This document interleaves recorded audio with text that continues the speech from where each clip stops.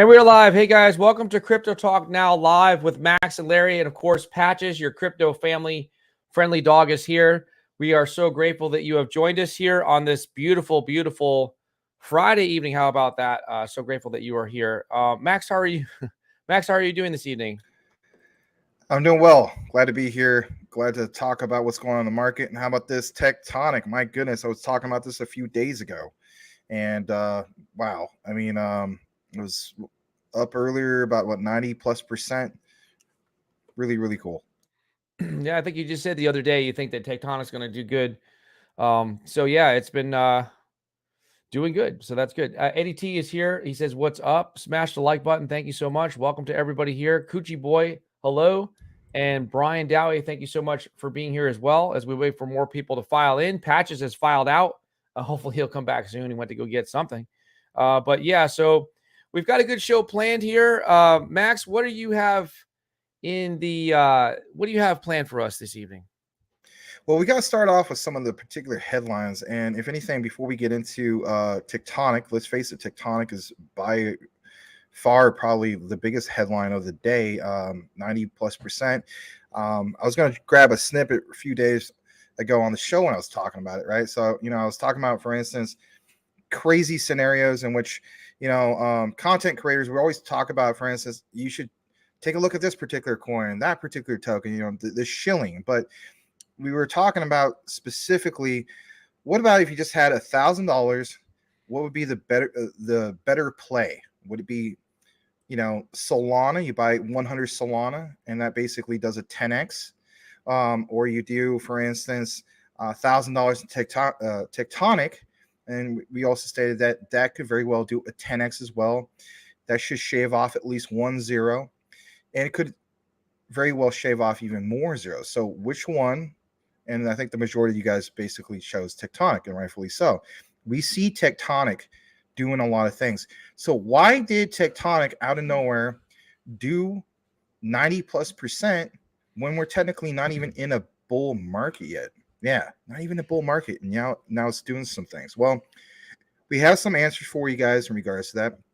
But before we kick it into that, I want to state what stands out for me and for a lot of you guys for the longest time is ease of access. So if you're a new investor, you don't know nothing about crypto, you go on the likesofcrypto.com and you see, for instance, there's Shiba Inu, right? Okay, 0.50 is the number. Okay, I can load up on that. Well, what's this other one? Tectonic. Oh, that has even more zeros. Again, ease of access is super cheap. You could build a big bag with it, just blindly looking at it. But on top of that, they have a lot of, like staking incentives and, these particular yields, and just looks a little bit more attractive. On top of that, let's face it, a pretty big community. There's a bunch of content creators covered and so on. But why specifically out of nowhere this is happening? Well, I'm going to present this to you right here. But before I do, I want to show you guys what it's doing in the particular market as we speak. And currently speaking, we see this right here on CoinMarketCap. And that basically is when I click on my watch list, this right here. I'll blow it up. It takes a moment for it to refresh. By the way, I am into half pizza. I know I said to you guys, don't get into half pizza. Here's the thing. I got wrecked on half pizza. So even though it's going parabolic, I'm still, Like I came in too high on the particular mountain, if you will. But if half pizza is something you want to get into, again, do your own research and so on. I am into half pizza, about $400, not much into it and so on. And I'm glad to see that eventually I'll be getting some profits.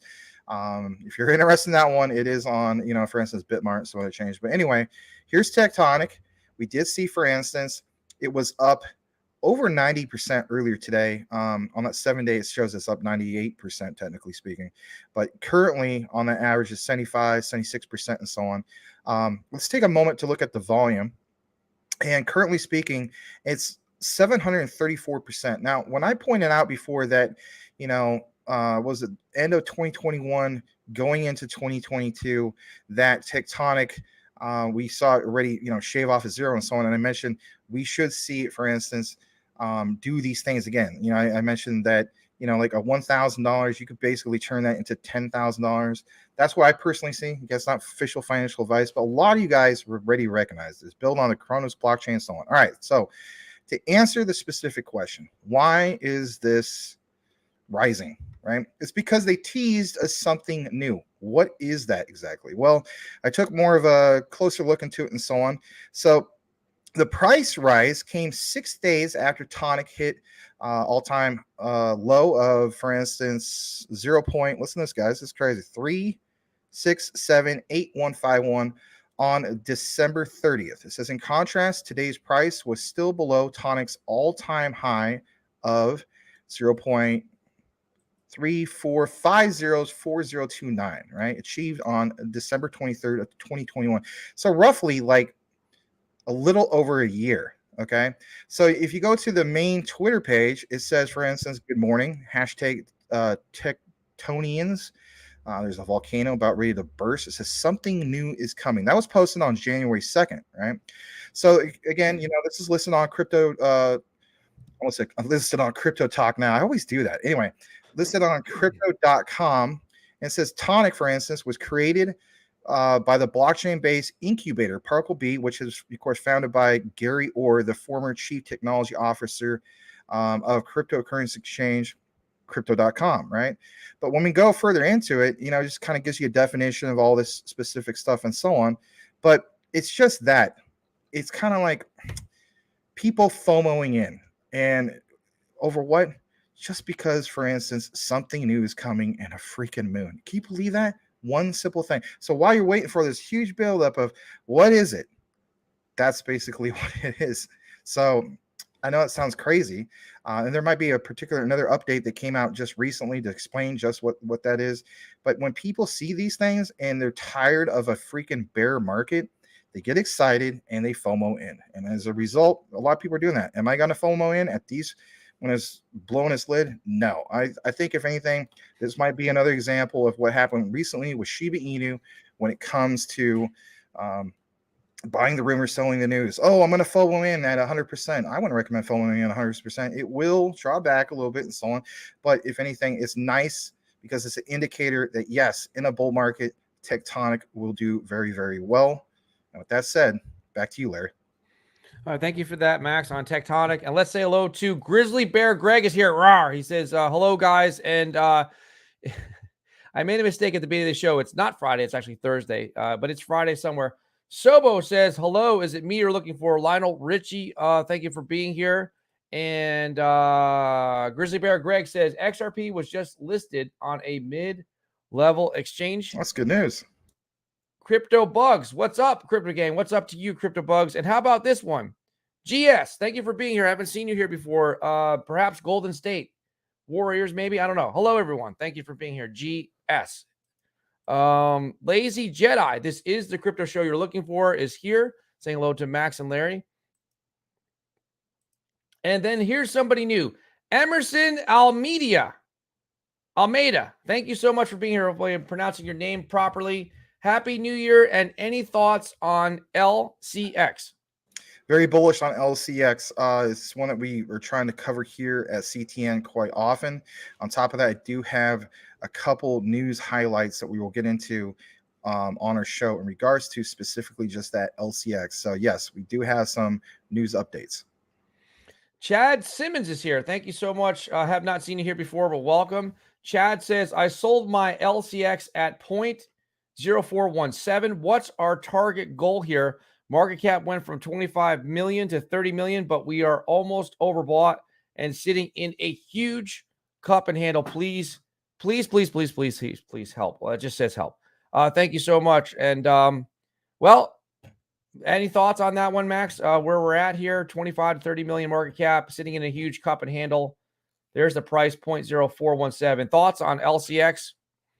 My thoughts on LCX is, again, another one that I feel as though is really going to do well, especially when we get into a bull market.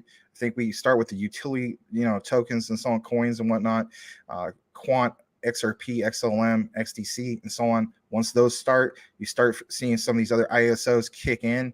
LCX simply makes sense to me. We'll get into a little bit more of the specifics in regards to some of these particular updates and so on. But I'll give you a little teaser for everybody, because I know we're trying to get through some of these comments and so on, questions. Whether you're a fan of the World Economic Forum and so on, right? When you have them specifically mentioning LCX, oh man, watch out. Mr. MD is here. Greetings, my pawn brothers.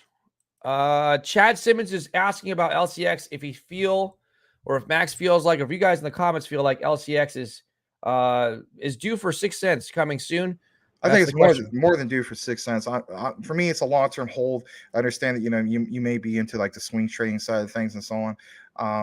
As far as it like being like, you know, within the next couple of weeks or month and so on, could very well be the case, but I'm mainly looking more forward towards, you know, like late March, April in that particular range. But for me, it's definitely a long-term hold. It was another one that did pretty well in the market. You know, today basically, I saw earlier, I think it was like up 25%. So like, you know, all the focus, for instance, was on the likes of Tectonic, and rightfully so. But you know, when it comes to LCX, I mean, it was one of the standout ones. Even right now, as we speak, we'll just take a brief moment to present that. As we speak, Tectonic, as you can see right here, Tectonic, excuse me, right below Tectonic is LCX. So it's up 28%. And on top of that, you know, it's got a rank of, was it right, you know, right around the 400 mark. But yeah, look at that volume, 491% up. We do have a confirmed market cap of 35 million. I feel as though it's a small market cap gem, to say the least. And we'll get into some of those specifics on why we feel like that. But yeah, I appreciate some of these questions. Yes, 6 cents. Maybe within a couple months or less. Personally, not financial advice. We've got 32 people here watching. If you guys would just hit the like button, we really appreciate it. Get the word out here. Share the show on Twitter, Facebook, social media. Really appreciate that. Max the man, what's happening? Says Jesse Thomas. Hey, what's going on? Selmo Fudd is here. Crypto Talk Now. Thank you so much. The OG of OGs of OGs, all you guys here. Brian Dowie, of course. Selmo Fudd, you down with XRP? That's a question. Crypto bugs this year will make us rich, filthy rich, perhaps. Grizzly Bear Greg Rar. LCX is coupled with Quant. Quant is now around $111. Yep, good to see Grizzly Bear. Tim Shea says, hey, because that's what Tim Shea says. Welcome back to Tim Shea. XXI Gaming is here. He says, yes, yeah, he's back in the building. The one and only XXI Gaming. What's good, everyone? Crypto Bugs saying hello to everybody. Let's keep moving. And let's see if we have anybody else here. Mr. MD. I don't swing. I'm more of a holder or hodler. Cool Cat Crypto is checking to see what blockchain LCX runs on. Okay. Let's see Ethereum. I know he's that'll be like me get all bent out of shape that, you know, QNT is technically ERC20. I mean, that's not the point. I mean, I understand the complaints about it and so on. And don't get me wrong, it's just that we cover most of these, I don't know, lingering issues, to say the least. Mr. Chad Simmons says, man, you guys are awesome. Subscribing and staying with y'all. I appreciate that, Chad. Thank you. Perhaps he has to be from down south. I mean, he actually took the time to write out y'all properly. How about that? How about that? Chad Simmons, thank you so much. He really doesn't say y'all. Mr. MD, XRP payment doing a Mazer today. Watermelon Sugar Crypto High. Good evening, CTN team. Hello, Larry and Max. I'm here with my watermelon smoothie. Okay. That's awesome. Cool. Crypto High. Cool, man. Good to see you. Grizzly Bear Greg saying hello. Crypto Bugs. Try to invest all you can do this year. Just ride it up for the next 4 years. All right. Grizzly Bear Greg just got my 2-pack of Decent tonight. All right. And here it is, Mr. MD Mazer. Logan, I'm sorry, Logan, not Logan Paul. London slang for a Marine. Oh, I did not know that. Okay. Well, thank you. That's cool. Right on. Would you prefer to, is Mrs. Doubtfire around or somebody else with a British accent? Well, here's the thing. I got some criticism a while back saying like I'm not allowed to do that. Why would it's like saying me? Well, I might as well jump in the time machine and not do improv when I was on an improv team because apparently I'm not allowed to do whatever. But little known fact, I'm actually half British. My ancestors basically come from there. Another little known fact, whether people want to believe me or not, I'm actually a descendant from Admiral Perry. If you know your history, he discovered the North Pole. So there's a lineage of our family that, you know, are the Perrys. No, my last name is not Perry, but anyway, yeah, maybe we could get into some of these impersonations a little bit later.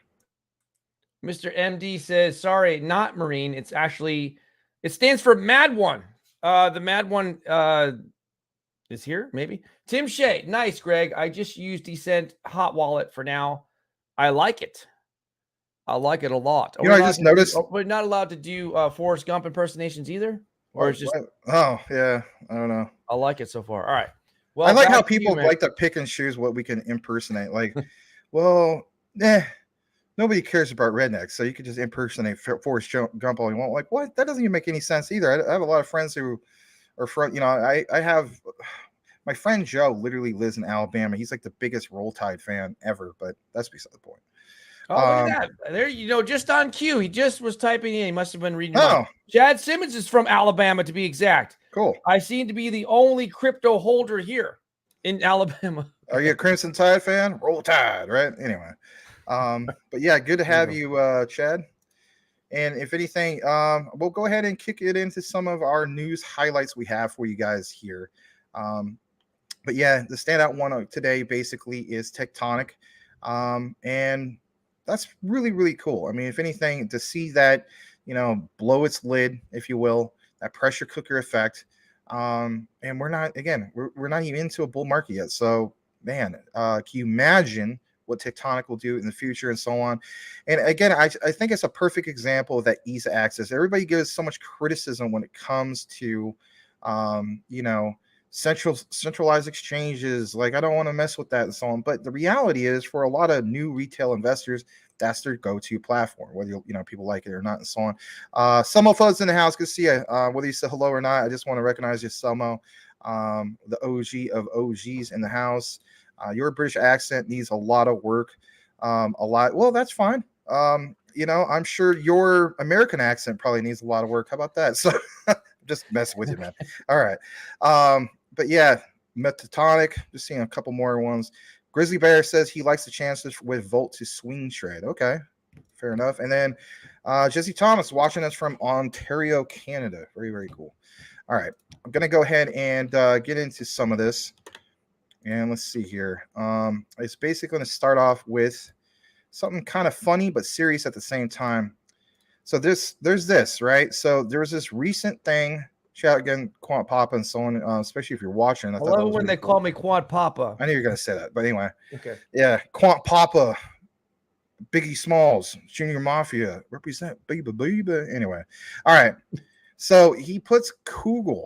Yeah, Kugel. Why would he do that? To me, this is really something else, because in this particular clip, you're going to see how he shows HTML running on blockchain, as if there wasn't enough that Quant hasn't already done. You also see this. Really, really impressive. Yeah, it's kind of like the older version of the internet, but it just tells you what they're capable of doing at scale that nobody else is really doing. This one is, let me see if I'm sharing this right. Yeah, I need to share it in a tab. Hold on a second. But yeah, this one's only about a minute, and then we'll come right back for some more coverage. Here we go. Also did something innovative for the time. We put the web on blockchain. And so we actually delivered HTML across multiple blockchains because we wanted to show what's possible. And so you're able to view HTML 1.0, which was the very first version of HTML, running across multiple blockchains through Overledger. And so this was a way to show how distributed networks can interconnect and how you can have the web running on blockchain networks. And so we call this the Internet of Trust. We created a time capsule, and we even created a search engine which we cheaply called Google with the logo, because I wanted to talk to Google. And so we did that, but we were able to search different types of blockchains. We also did something innovative for the time. Yeah, I thought that was really, really cool to see that. give me just a second to blow this up. But yeah, I mean, obviously he's not going to call it Google, but yeah, cool, to say the least. We have a little bit more news in regards to all this, so I want to share this a little bit more. Shout out to Greg Lunt with some of the Quant updates, what I refer to as some of the Quant all-stars, if you will, when it comes to their particular news pieces and so on. So this is pretty new, right? So it says personnel, I should say, from Quant, MIT, and even Intel, and come on, we got to even throw IBM, right? Released the latest version of secure asset transfer protocol based on feedback from the IETF. Now, of course, there's a full draft if you want to take more of your own deeper dive into it, but here's one of the key highlights. And of course, we've been mentioning all these things that have been happening when it comes out, I should say comes out. When it comes to the whole thing with CBDC rollout, so I'm going to zoom in on this. So, for instance, you see this literally right here on this particular draft. So, I mean, just look at some of the things, the stamps, right? This was drawn up on January 4th. Literally, that was the other day. You have, for instance, this particular person from MIT. You have Martin Hargreaves from Quant. You have some of the other people from Intel, IBM. But anyway, it's a secure asset transfer, SAT, and it mentions interoperability architecture, right?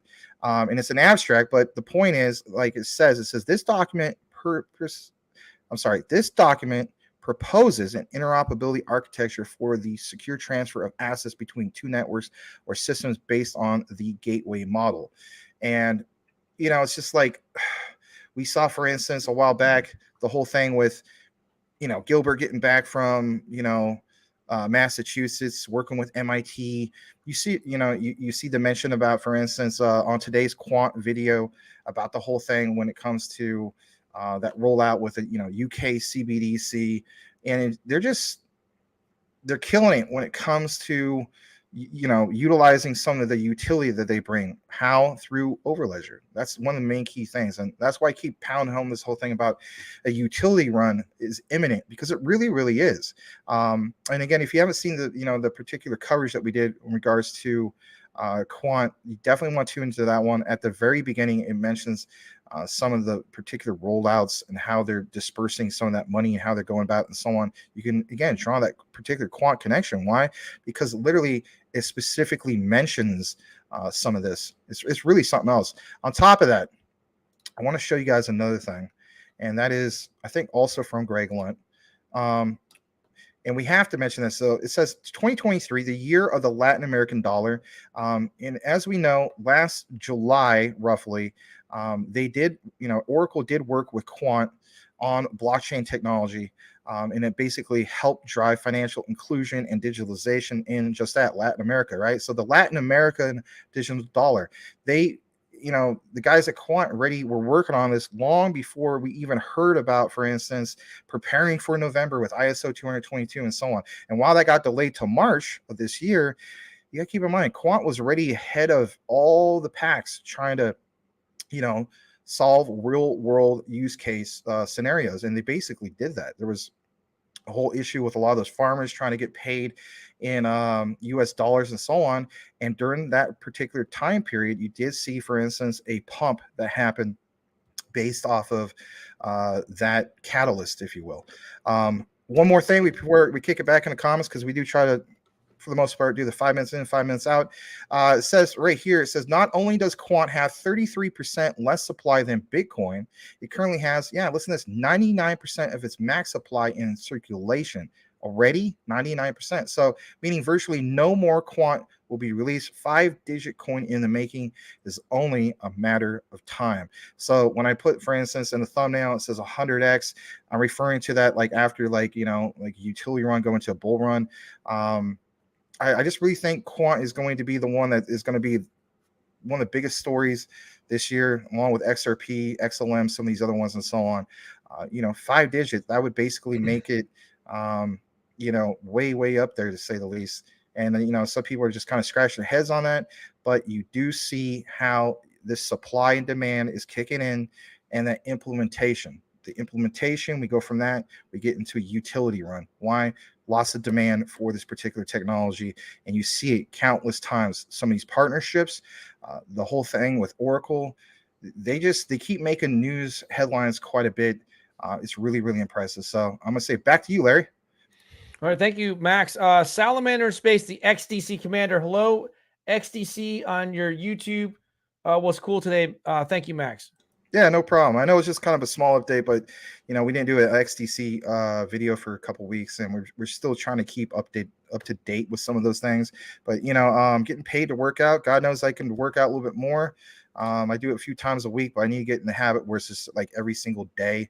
I lost 30 pounds since last August. I probably put at least 5, maybe 10 of it back on because of freaking Thanksgiving and all that stuff. But I want to get back in the habit of exercising a little bit more often. I know Larry's mentioned that he wants to get back to the gym. He always tell me that, and so on. But how about this? I mean, maybe we do in the future take that particular, like if they make an app and so on, and for it to be built on XDC's blockchain. I think that's really, really cool. Larry and I, last summer, if you guys remember, some of you guys have been following us for a while, we did do a video together. I think it was the last video that you and I both did at the same time on screen. We covered, for instance, FitFi, which is listed on crypto.com exchange on their app, and we also covered GMT, and we're letting people know what we felt as though was the better one of the two.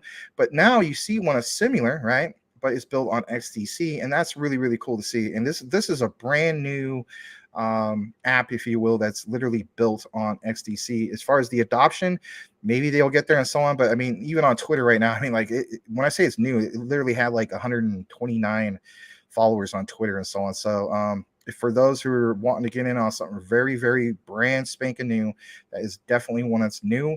And they just released the white paper. Highly recommend you at least give it a read, because you owe it to yourself when it comes to doing your own research, and especially if you're in XDC.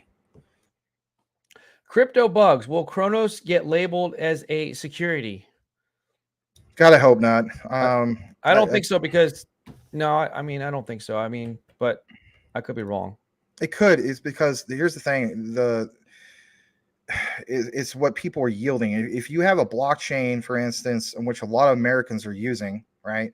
And here's a perfect example. Tectonic. What's very attractive of Tectonic compared to like the likes of Shiba Inu and so on is you have, for instance, it's a low market cap gem, right? We're already seen the lid, blow its top off. But on top of that, people are looking at it from the perspective of this has a lot higher yield, like the staking. And of course, as we know, when it comes to our government, that's where they have the whole issue. If people are earning a high yield on this, they look at more of it being not high yield, but any type of return or yield through staking. It's always kind of like a red flag, if you will, because then the government wants to come after that, because if anything, it's a threat to traditional, the whole debate. And we're not going to take too much of a deep dive into that, because I mean, let's face it, that is a lingering issue when it comes to the SEC. But I just think it's another one that they could potentially target. I'm not saying that they are, but that would suck, because I mean, if that happens, then man, I mean, I guess Kronos would probably tank from, was it 5.5, 6 cents down to maybe a penny, and which I would load up even that much more.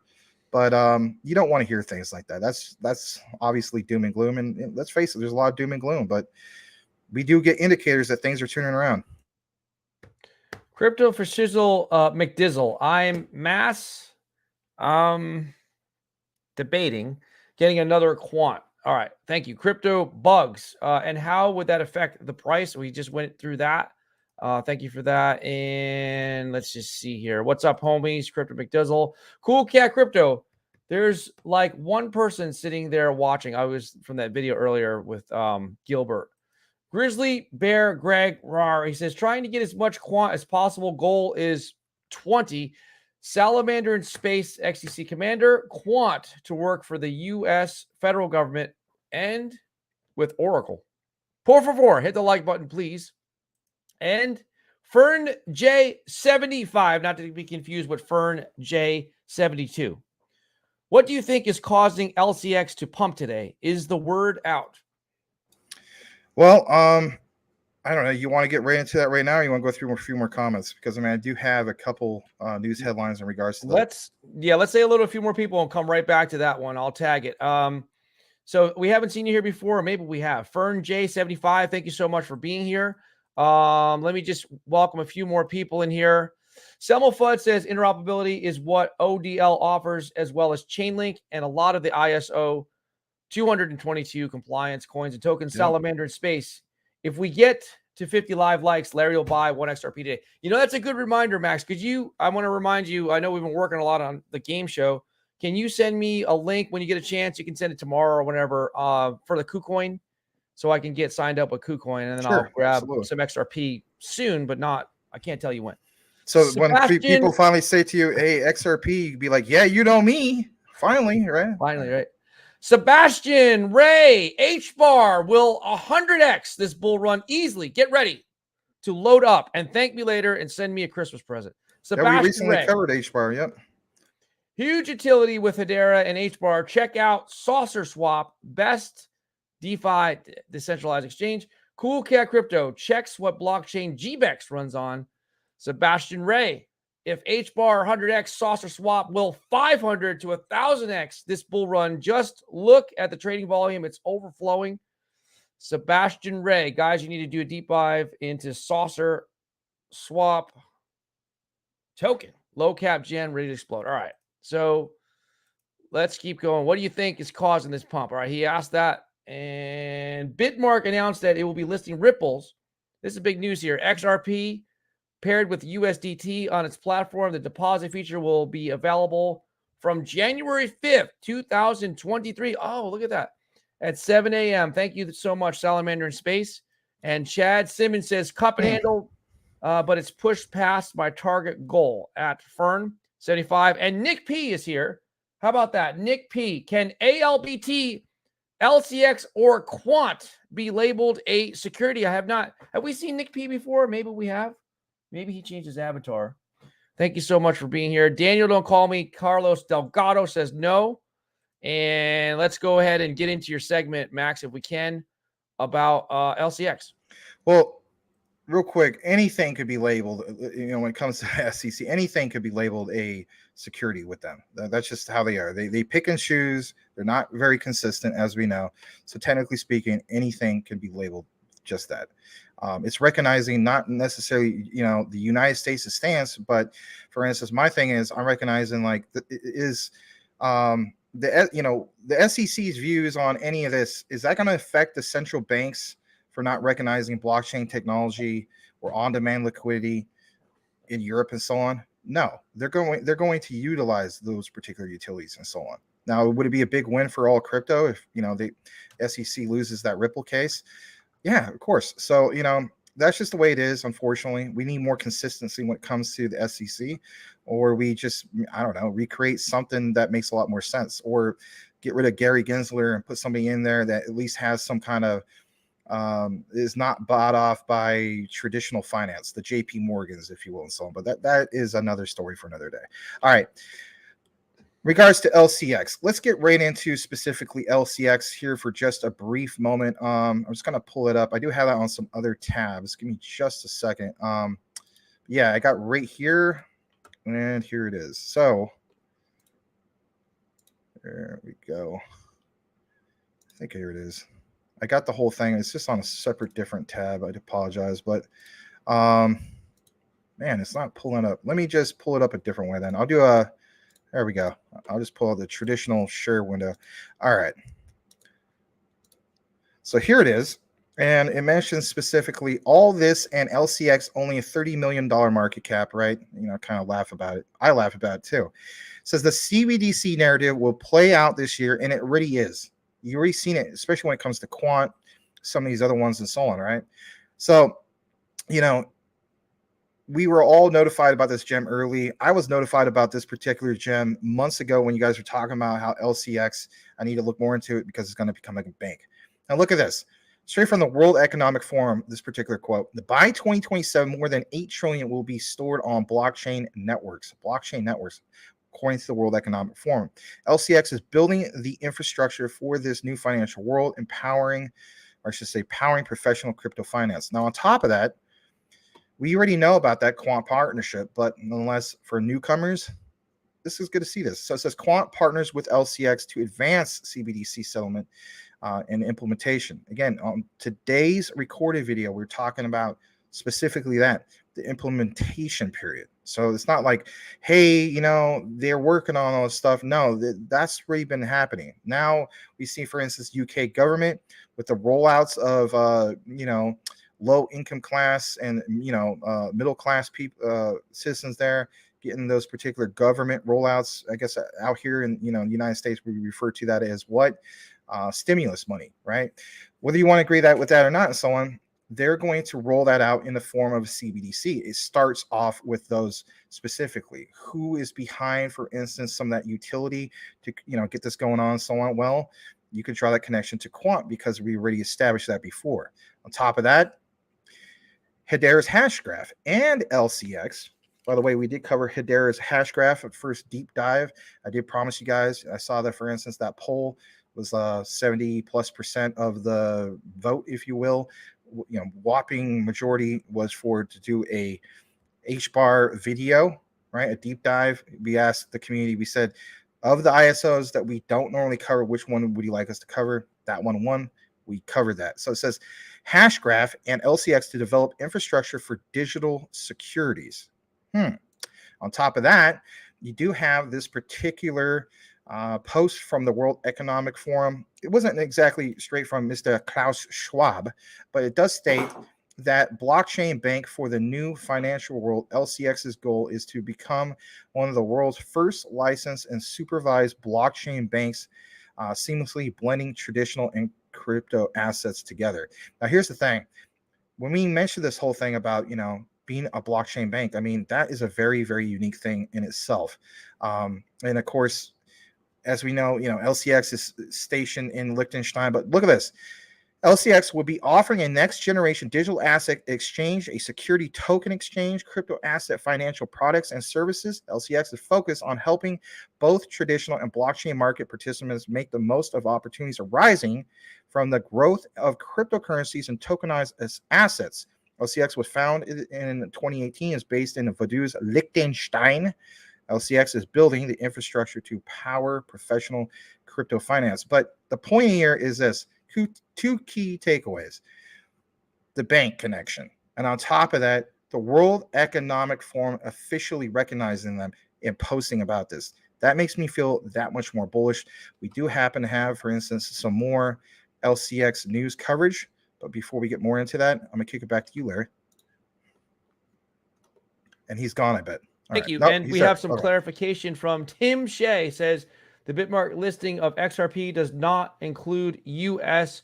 residents. Daniel, don't call me Carlos Delgado. There are ways to connect. They would have no leverage and a waste of money. Sebastian Ray, what are your thoughts on Quorum and Sologenic token on the XRP ecosystem? I don't have much thoughts on that.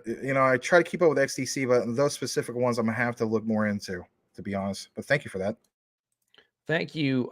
Cool Cat Crypto, GBEX already beat them to it. Let's get 50 people in here. We've got 42. We're almost there. Sobo says, Max, any guesses for a 2025 price? I'm thinking massive. For what specifically? He might be asking about Quant or LCX. I'm not sure which one. Oh, I got some clarification. He's saying LCX. Oh, LCX. So my thing is, by then, all right, so we talked about this briefly, right? So, LCX at a market cap of basically BNB, that'd be just insane. I think, it's, oh man, it's like $50+. My thing is this, all right? So we can't ever really say, all right, this exchange is going to be equal to Binance. That would be amazing. Don't get me wrong, but I also want to be a little bit more like a realist. So the way I look at it is, even if it was like half that particular market cap, that's like, $20, $25. Are you kidding me? Are you not cool with that? Or how about that? Even a quarter of that, right? Let's say we achieve, $5, $10. I mean, that, guys, if this gets up to $10, that in itself is a huge leap forward. And some people say, well, that's just hopium. You know, that's not realistic. Are you kidding me? The World Economic Forum officially recognizes them. That Quant partnership, them basically trying to become like, you know, their own bank, if you will. All these things add up and tell me, yeah, that risk to reward ratio, why wouldn't I want to get into LCX? And that's not even taking more of a deeper dive into it. There's other things, you know, Quant listing their first ever QRC 20 token, aka Leo X, right? Galileo protocol on LCX, right? So, I mean, they have little things in which make them stand out compared to other exchanges. Yes, I'm aware about the whole thing with, you know, the SEC and so on, but it's just like pick your poison, if you will. The SEC is going to keep going after whoever the heck they want to go after. Am I not going to recognize the opportunity? And let's face it, it could even get worse, could tank the price and so on. But well, the Liechtenstein exchange, LCX in itself have made it clear that they want to be working with regulators. They want to appease all sides of this and so on. So I'm just drawing all these connections, and I'm saying to myself, yeah, that risk to reward ratio is very, very appealing. And once we get more regulatory clarity, yeah, in a bull market, you're going to see LCX do very, very well. For me personally, it has to be part of my portfolio. And it's leapfrogged itself from just being like in my top 20 to literally in my top 10. We're talking about maybe anywhere from rank 6th to 8th on my particular top 10 list. Extremely bullish on LCX. Big watch, dude. What's up, Max and Larry and CTM family? Thank you for being here. Big watch, dude. Chad Simmons, I saw an article where Matic was joining LCX. It's just making all the right moves. It is. And Matic is, guys, even Larry, right? Polygon Matic, probably one of the best. You know, if you only invested in one last year, you would have done well on Polygon. I think we can agree on that. Yeah. Yeah, I like Polygon. Mr. MD, Quorum score is looking sexy. Brian is saying hello to everybody. And Sobo says he's good. Mr. MD, what about saying it will be KuCoin or OKX level? Well, I know. Here's the thing. When it comes to, you know, like you have crypto.com, you know, for instance, you have, I shouldn't say that. You have Binance. Then from Binance, you know, another big one, you know, people look at, especially here in the United States, is crypto.com. And then if anything, a lot of people then are like, okay, is KuCoin number 3? I don't know. But my point is, they definitely stand out as being one. So for LCX to get up to those particular levels, yeah, I think if anything in the future, they may very well do more volume in the future compared to the likes of KuCoin. You may even set that as a milestone, if you will. And I think that's a realistic, achievable milestone compared to just saying, oh, yeah, they're going to, you know, bypass Binance. I don't know about that. That Binance is number one for a reason. They're probably going to still be number one, even with all the FUD that's going on. And let's face it, there's a lot. But I mean, how do you feel about it, Larry? I mean, you know, come on, LCX going to be bypassing Binance? Probably not. But even if they did just a quarter of that particular market cap, there's huge potential. Can we at least agree on that? I would agree. Yeah, we just don't know. Now there is a lot of scary stuff surrounding Binance, but yeah, I mean, if Binance makes it out, then they'll be stronger than ever. But I don't see the LCX catching Binance. No. Cool Cat Crypto, meow. A bank built on ETH's horrible security. Brittany is here and back, and she says, "Happy Thursday. Thank you for being here, Brittany." Sebastian Ray, we're going to look into Quorum a little more. I know someone asked me the other day. It might have been you. And we asked again today. So we'll look into Quorum and get you some thoughts at a later time. Mr. MD, there are two markets, the bull market and an opportunity market. Salamander and Space, the XDC Commander XRP holders who are owned between 1 million and 10 million tokens have increased their holdings of the altcoin by 25% to $4.09 billion with a B. Thank you for the update, Salamander. Thank you, Salamander. And think about that for just a brief second. Why would they be doing that? Is it because they want to lose out? Heck no. There's so many reasons for all of this. Salamander Space XRP whales are scooping up Ripple's ecosystem native token like the bottom is in. Maybe. Maybe. It might be in. We'll see. Yep, we definitely will. All right, let's kick it into a little bit more in regards to our particular coverage that we have for you.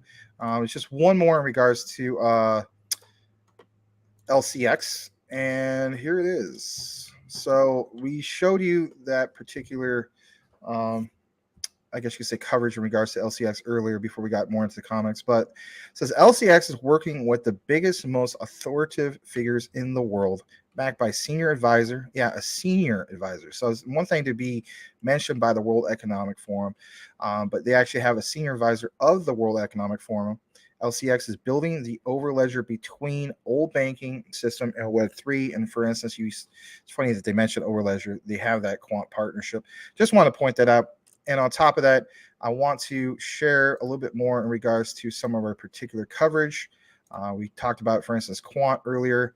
And if anything, we're going to kick it into XRP. It's been a while since we shared anything from Crypto Lulu, but he made some really, really good points that you're about to see here in a moment in regards to what if Ripple lost the case. Well, I don't really see that happening, but we have to look at certain scenarios.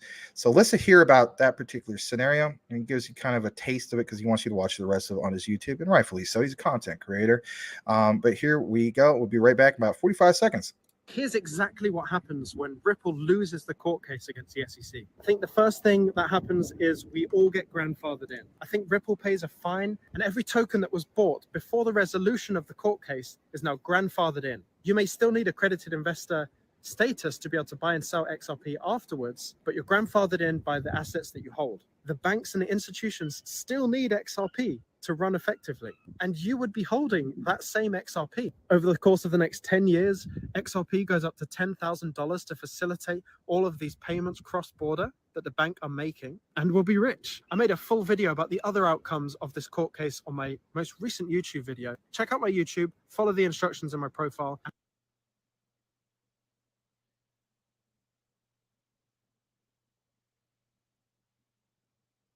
All right, yeah. So shout out to Crypto Lulu. He always makes valid points, and that's why we share a lot of his content, because it's just that a lot of us follow XRP and so on, and rightfully so. There's another one I want to show you guys in regards to this particular Harvard study. By the way, we cover this on a recent video specifically for XLM and XRP that got over 1,000 views, quite a few subscribers. Really grateful for that. But yeah, go ahead. I was going to say, before we do that, let's welcome two new people here. Let's Sure. welcome Mike H4897. Any thoughts on HBAR? We'll come right back to that. And welcome also to Glenn Allen. Glenn Allen is here. BRL is looking great. Thank you so much. And welcome back to Focus and Trade. What's happening, my people? Max, Larry, Cool Cat.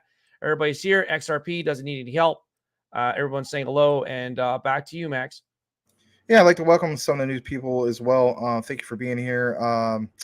What was it? Glenn Allen, Mike 4897. My thoughts on HBAR. I basically did a new recorded video. They had some a couple particular updates and so on. I just think it's another great one to have part of your ISO portfolio, if you will, when it comes to this. When we talk about the ISOs, I'll basically bring this up just in case if you're completely brand new to all this and don't understand some of the terminology. Let me just actually stop sharing on the other one. I'll share this other one here right now, actually. So it's this right here, and this is from my page on Twitter. You guys can follow me on Twitter if you choose to. See Larry, what I was talking about? Yeah. If it's dark mode, my logo's all messed up. But if it's light mode, it looks fine. Mm-hmm. All right. So basically, it's this particular, cheat sheet 2.0, and I highly recommend everybody to have this on hand. It's just a nice little utility, if you will. So, for instance, you see that Hedera's hash graph, or HBAR, right? It's part of this list of ISO / going to be ISO / utility tokens, right? Let's face it, ALBT is not officially an ISO, along with some of these other ones, but it's part of that mix. So Hedera's hash graph, HBAR, is on the list to become ISO 222 compliant. A lot of times we talk about, for instance, even with Quant, is ISO 222 compliant? Well, technically speaking, it's ISO TC 307. It's a different ISO standard, but it is part of this particular mix. Now, point I'm trying to make here, and to answer your particular question, and that is, I go with a lot of these that you see right here. I'm literally personally invested into all of these, to the exception of IOTA. Casper is also on my list. I'm very, very impressed with DAG. I just need to take more, even that much more of a deep dive into this. So look out for that in the future. But yeah, Hedera is one I'm looking to definitely get in a bag of it. But I mean, I own Stellar, XDC, XRP, Algorand, especially Quant, and some of these other ones, right? Like, I want to get into some of these other ones. So my point is, yes, I already recognize the utility of Hedera's HBAR. I feel as though you could definitely put it in a category like with XDC as being one of the most undervalued of the ISOs. So again, it's just, that risk to reward ratio or that return on investment is so very, very attractive. And on top of that, by the way, Hedera's HBAR, if I'm not mistaken, is ranked like 37th overall on the global market, or I should say on CMC rankings, right? So it's only like 6 to 7 spots behind Quant. That's really, really impressive to see it part of that top 50. So I just want to share that. Now I'm going to get back into some of our particular coverage here. And then, of course, we'll kick it back into the comments because we do try our best to do the whole 5 minutes in, 5 minutes out. I'm going to show you again this. It's from Coach JV. I believe that was the one we're going to do. And it is in regards to that whole Harvard study. We did cover this on a recent video not that long ago. But it kind of pounds it home even more. So the Harvard study shows XRP and XLM as coins of choice for many international businesses. In my bio link, full video breaking it down. But guys, I did a deep dive in regards to this. And again, shout out to, for instance, Mike Cornwell, who, showed me some particular links. But I showed you guys on a PDF, for instance, straight from one of the professors from Harvard, specifically mentioning XRP and XLM and the use cases for it and so on. This one's 3 minutes from the great Coach JV, and we'll be right back. So critical that you pay attention to what I'm about to say. If you've been following my content, we are now heading into the next phase of this new asset class. First, cryptocurrency was a fraud. It was rat poisoning. They wouldn't touch it with a 10-foot pole. All the banks were shutting down your debit cards for it. At the exact same time that they were setting up distributed ledger technology, at the exact same time that they were creating their own cryptocurrencies, at the exact same time that they're getting these systems set up for on-demand liquidity. Here's the phase that we're going into now. This is so important. So the first phase was cryptocurrency is a fraud. It's a get-rich-quick scheme, and they proved it through pump and dumps, through allowing all these pump and dumps to happen, people not making informed decisions and getting wrecked. So the bull market smashed up in 2021, and then 2022, we came collapsing down dramatically. And the media used this as the opportunity to show how horrible cryptocurrency is. So everybody was super hyped, making all this money, got over leveraged in crypto. All the exchanges got over leveraged, and then they came in and collapsed the exchanges. So we had a stablecoin collapse in 2022. We had Celsius collapse. We had FTX collapse, which completely shook the system. Let's jump back into the comments real quick here. Focus and Trade saying hello here to Tim Isaac. Welcome back to Isaac. He says aloha. He's out in Hawaii, and his bone is on the rise. How about that? I apologize, guys. I hit the wrong. Shiba I hit the wrong button on that. I apologize. Big Watch Dude. Hey, Max. I watched Lou's video yesterday, and that was the first time someone has made me feel okay about the possibility of Ripple losing. Win or lose, I think we'll be fine because XRP is still going to be used. Let us say hello to someone new, Stump Rider. He's a rough rider, but he's actually a stump rider. Thank you so much. I am new to your channel, and I enjoy your content and perspective. Thank you for sharing, and thank you for being here, Stump Well, thank Rider. you for being here. We appreciate that, Stump Rider. Thank you. I'll finish playing the second half of that. I simply hit the wrong button. Sorry about that. That's all right. Hold on. Let me just finish going through here real quick. Cool Cat Crypto. Coach JV has done way too much. Okay. All right. Big Watch Dude. All right. Tim Shea, Big Watch Dude. True. The world will use XRP even if the SEC doesn't budge. Exactly. Salamander in space. If XRP were to reach $10, the market cap would be over 500 billion, larger than the market cap of companies such as Tesla and Visa. And welcome back to Boomer F and Sooner. Word up, y'all. Sir Larry and Mighty Max. Good to see you. Well, back to you, Max. All right. Yeah. Sorry about that, guys. I was trying to fix a setting on my camera, and then on top of that, I hit the button to, rug the connection, as Larry would say. So yeah, we're gonna get back into that. Play the other half of that. Actually, I'll rewind it just a bit because I know part of it got taken off. So let me just put it back, maybe about right here. All right, here we go. Everybody was super hyped, making all this money, got over leveraged in crypto. All the exchanges got over leveraged, and then they came in and collapsed the exchanges. So we had a stablecoin collapse in 2022. We had Celsius collapse. We had FTX collapse, which completely shook the system. But hold on a second. December 20th, 2020, they threw out the case against Ripple, the most well-run crypto company on the planet. So why would you throw out a case against Ripple, the most well-run crypto company on the planet? But in 2022, the SEC would meet with Sam Bankman-Fried 6 months before the FTX collapse. And the head of the SEC wouldn't meet with Ripple holders to talk to 75,000 Ripple holders that are in a class action lawsuit. But we'll meet with Sam Bankman-Fried, we'll meet with other people. And it was actually put out that one of the SEC people met and had dinner with Sam Bankman-Fried. So here's the next phase. We are now heading into where countries are going to start to say, hey, you can get into cryptocurrency, banks, organizations, and they're going to start to roll out the safety and soundness rules and working to bring all the regulation out and bring it up underneath the system as the new system. So let's take a look at a Harvard study that shows Ripple and XLM as those leaders in the cross-border payment space. So you'll find this full video, link in my bio on my YouTube channel. Make sure you subscribe, everyday videos. This is a Harvard study that talks about the basics of XLM and XRP blockchains. You hear the FedNow services and explain how the two blockchain-based protocols, Ripple XRP and Stellar XLM, are gaining popularity as the coins of choice for many international businesses. So make sure you know the game so you can't be played. Warriors, get your shit together. Let's go. If you need help getting your shit together, join my 120 Days challenge, link in bio. Love you guys. See you on the inside. All right, so I was going to state is what you saw at the end with those particular slides from Harvard, basically from that particular PDF and so on, in our deep dive video, which shows me, I don't know, I guess I'll just show you guys real quick, right now. If you happen to not have seen it, I do take a particular deep dive into it. So he takes his own deep dive. We provide deep dives quite a bit here at CTN. But if you're interested in the specifics in regards to just that, here it is. And I'm going to show it to you guys right here.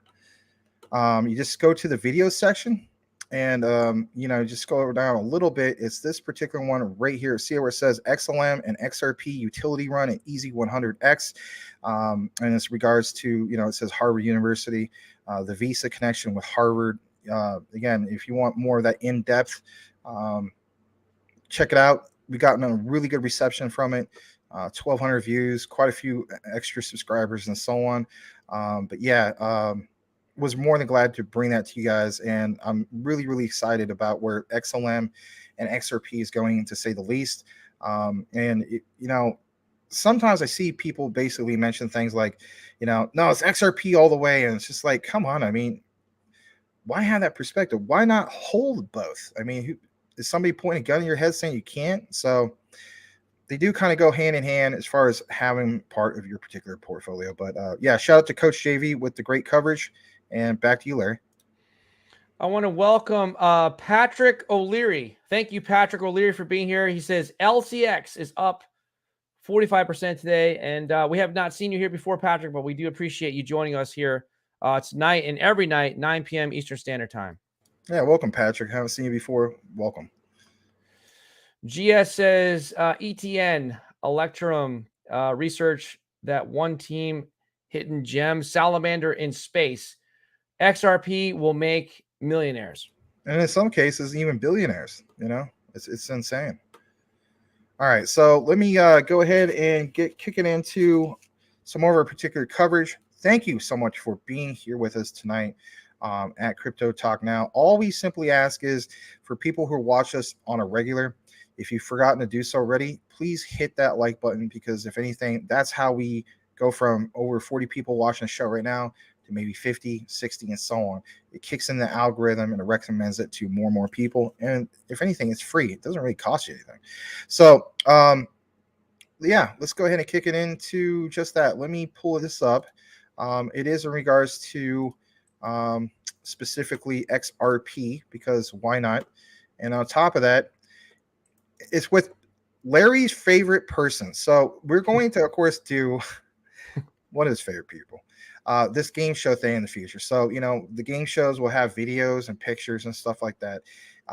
But just to kind of give a taste, I guess you could say, Larry, can you guess who it is going to be on this particular short interview that you are not a big fan of?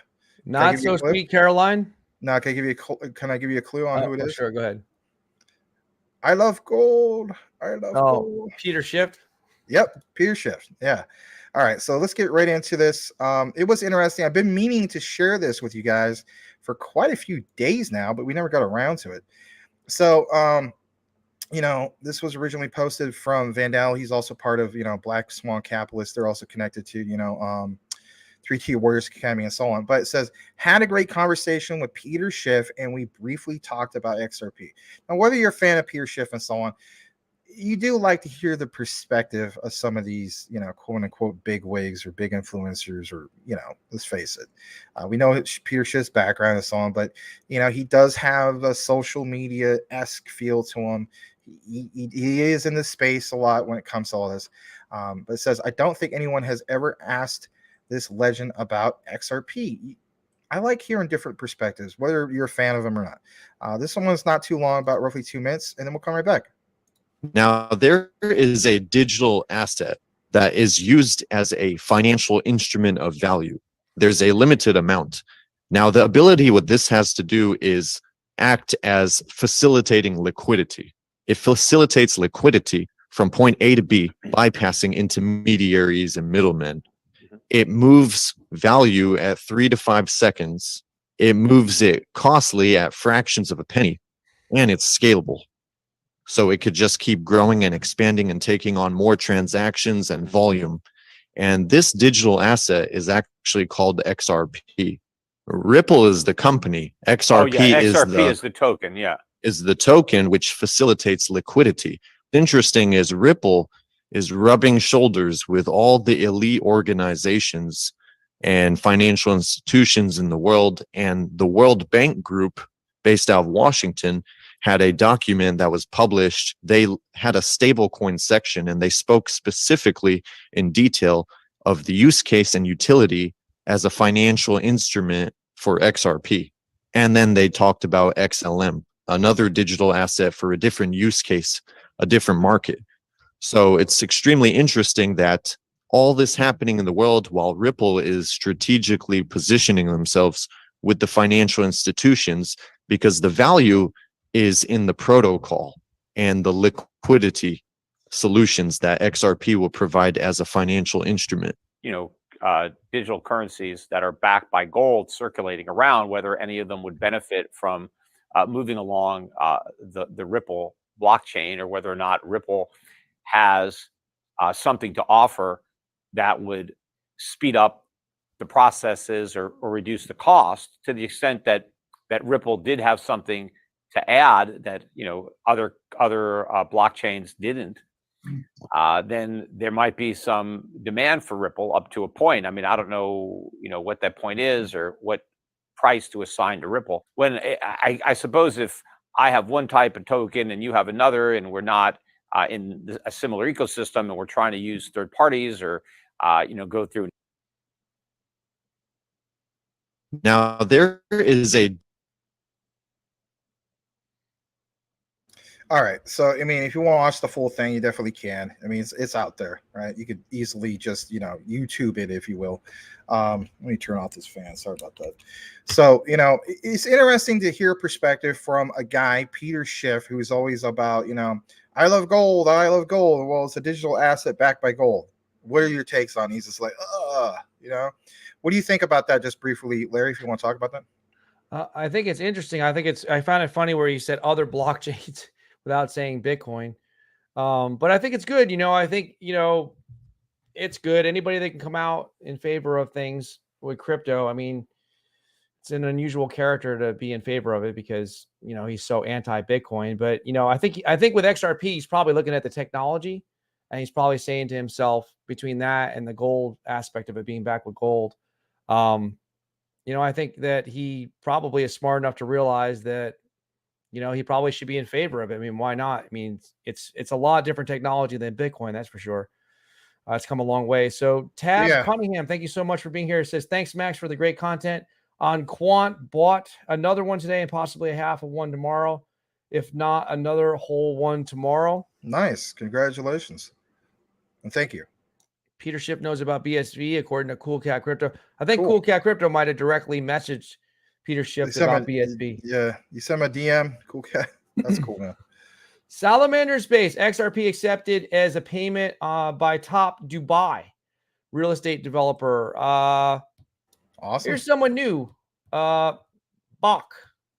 What a run for LCX. Bachtron, thank you so much for being here. Hey, Bach. I totally agree. It's really nice to see this. And again, guys, we're like, we're still technically in a bear market, but I mean, you get some indicators and it's just like, wow, man, I'm starting to get excited again. Like how it was in 2021. I'm starting to get that feeling again. Like, everybody's all talking about 2024, 2025, and rightfully so. Don't get me wrong. There's always going to be some opportunity there, but I like the feeling of we could be going into another direction. Maybe, crypto winter finally thawing out. Now, I'm not saying like today, but I'm still going with that whole prediction of start of second quarter 2023 this year. We'll have to wait and see, but exciting times right now for LCX, Tectonic, some different things that are pumping at the moment. Bach trend soon to $5 perhaps. We'll have to see. It's got a long way to go. Cool Cat Crypto. He meant BSV when he said other blockchains. Well, hold on a second. I do want to welcome Bachtron. Never seen you before. Consider changing your avatar to something that speaks more about who you are and what you're about. But yeah, I'd like to formally welcome you. We hope that we end up being one of your go-to platforms for all things crypto and so on. And guys, if you haven't seen Bachtron before, please go ahead and welcome him. Any questions or comments you have, whether you're new to crypto or you've been here for a while, don't feel bashful. We have a very welcoming community. We don't try to attack people. Yeah, thank you for being here, Bachtron. Salamander Space. Fortunately, the DIFC authority considers Ripple an exciting and reliable addition in Dubai. Since 2020, the CEO also claimed that Ripple would surely enhance its development in Dubai. Chad Simmons. I tried telling all the people yesterday to get in, not financial advice. Tim Shea. No, an influencer actually offered to fly out and show Schiff the utility of BSV. It's a good video. Oh, that's really cool. Huh. Here's somebody new. What's a name? What's a name? That's what he was saying to himself. What should I call myself for my YouTube name? What's a name? Thank you for being here. What is the win percentage prediction that Ripple will eventually win the case? I don't have an answer for that. I mean, a lot of people feel as though that, that let's face it, it's kind of biasness when it comes to this. So like if you're a big fan of, Ripple's XRP, let's face it, you're going to be like, well, you're most likely going to win. Then there's the other side of it, like from people who are not even invested into XRP, maybe even Larry. Kidding, bad joke. Yeah. All right. So even people who are not invested in XRP, they look at it like, well, there's a lot of things to show that they could very well win the case. And then of course there's other people out there that just look at it from the, they're trying to be reasonable. Like, you know what? In reality, it's like a 50-50 chance. So, I mean, I'll give it 90%. I'll give it a 90% chance that Ripple wins the case against. That's awesome. Cool. Yeah. Glad to hear it. Yeah. For me, I'm leaning towards. I'm gonna say probably like a 75% chance. Salamander Space XRP to $5. All right, roughly. What's a name? All right. What's the percentage? 90%. What's a name? Hey man. All right. Cool Cat Crypto is saying, and send it dirt cheap crypto bugs. How do you feel about the bots on KuCoin? I wasn't Like not trading familiar with the bots? bot on Is that KuCoin. what you're referring to? It's trading bots? Oh, maybe he's talking about the trading bots. Okay. Yeah, I have no issue with that. Crypto Puppet, what's up, all? Thank you so much for being here, Crypto Puppet. Yeah, And, Crypto Puppet. we're coming up on let's see, Tim Shea. Hey, Puppet. Tim Shea. Larry, Valentine's Day is right around the corner. That's right. And that is when I'm gonna ride and die with it. February 14th, 2023, precisely at 5 p.m. Eastern Standard Time. You'll look back and realize that was the start of the bull run. I'll just go with it. Cool Cat Crypto. Dude, read the comment. Okay, which one? Well, I mean, you This did one? put at, here's the thing. I mean, come on, man. You put at Tim, that's to him. We established this a while ago that if you put at, then that's your guys' conversation. So he sees that immediately, and it's like, unless you're already referring to like, Dan, geez, Tim, read it. I don't know. I mean, I'm just looking at it from that perspective. If somebody puts an at sign in front, we established it like months ago. That's your guys' conversation. That's why we skip over it. So What's a name? Okay, nice guys. 75% is good enough for me. Coochie Boy says a 90% chance Ripple wins the case, a 99% chance Congress declares all crypto securities. Maybe they'll just go after everything. Well, we'll see. But I think a lot of them will just go overseas. But that's just they won't be able to stop it. They'll slow things down, and people will get scared. And the people that follow the rules and stuff like that will be scared. And you know what I'm talking about. The people that are caught up in the system. But, people in crypto won't be stopped. Crypto cannot be stopped by the U.S. But, yeah. So, yeah, that's why I look at it. I mean, it's not about necessarily crypto in general. It's like technology won't be stopped. What? Blockchain technology won't be stopped. Because it's constantly, evolving literally before our eyes. Tab Cunningham, Max, I might have missed this info in the past, but when is the rest of Quant getting released? Then all the Quant will be out. When is the rest of the supply getting released? I think he's asking. So I don't have the specifics in regards to that. And, when I get that, I guess I'll do like a video in regards to that. But, some other people were mentioning that, soon it's going to be like, we're going to see rapid deflation, I should say, because it's, a deflationary token, technically speaking. And if anything, it's just like, it's going to create that much more scarcity because of that circulating supply. But as far as the specifics, I don't have that right now, but thank you for that. I did not hear this, Crypto Puppet. Y'all cover why Binance delisted Shiba. That's news to me. That's news to me too. I don't know why they would want to do that. Mr. MD, that's not good. 200% chance crypto will win in the long run. Cool Cat Crypto's got his popcorn ready. People are going to start FOMOing into BSV, and he's going to have a party watching it. Coochie Boy. But does it really matter if crypto is declared a commodity or security? Well, it's just going to be depending on which regulatory body is going to, be in charge of creating regulation. Just, crazy stuff. Cool Cat Crypto's got his popcorn. Coochie Boy, we will invest in it either way. Yes. Yeah, just take a moment on that. Coochie Boy, you're right. I'm going to highlight that real quick because who covers that, who mentioned that not that long ago. I think it was like maybe 2 or 3 weeks ago. Raoul Paul from Goldman, used to be part of Goldman Sachs. Is he still technically? I can't remember. But anyway, he touched basis on what Coochie Boy just basically mentioned, and that is it really doesn't matter if some of these specific ones like crypto in general, if it's commodity or security, because we will Coochie Boy mentioned, we will invest in it either way. So, but it's just they're supposed to be a regulatory body, and it's supposed to be their job to point out certain things to protect investors. But it's just a huge mess when it comes to crypto. Maybe they did a better job when it comes to stocks, but when it comes to crypto, it's just like they don't know crap, or at least they're bought off by the JP Morgans of the world and so on. And that's a whole other issue. I think in the end, I don't know if it's going to be a year or 2 years or whatever. I think all this stuff about Gensler comes out, and I think you see the start of it right now as we speak. Like some of the recent things. He met with Sam Bankman-Fried like 2 times or more in a span of a few months or something like that, at crazy times, or the late night calls and stuff like that. I don't know.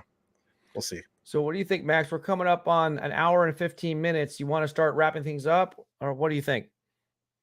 Well, I know you're not feeling all that great. If you got to get going yourself, I could totally just, give the Go into guys like, the rest of, yeah, I could just, you want to do like a bonus coverage? Okay.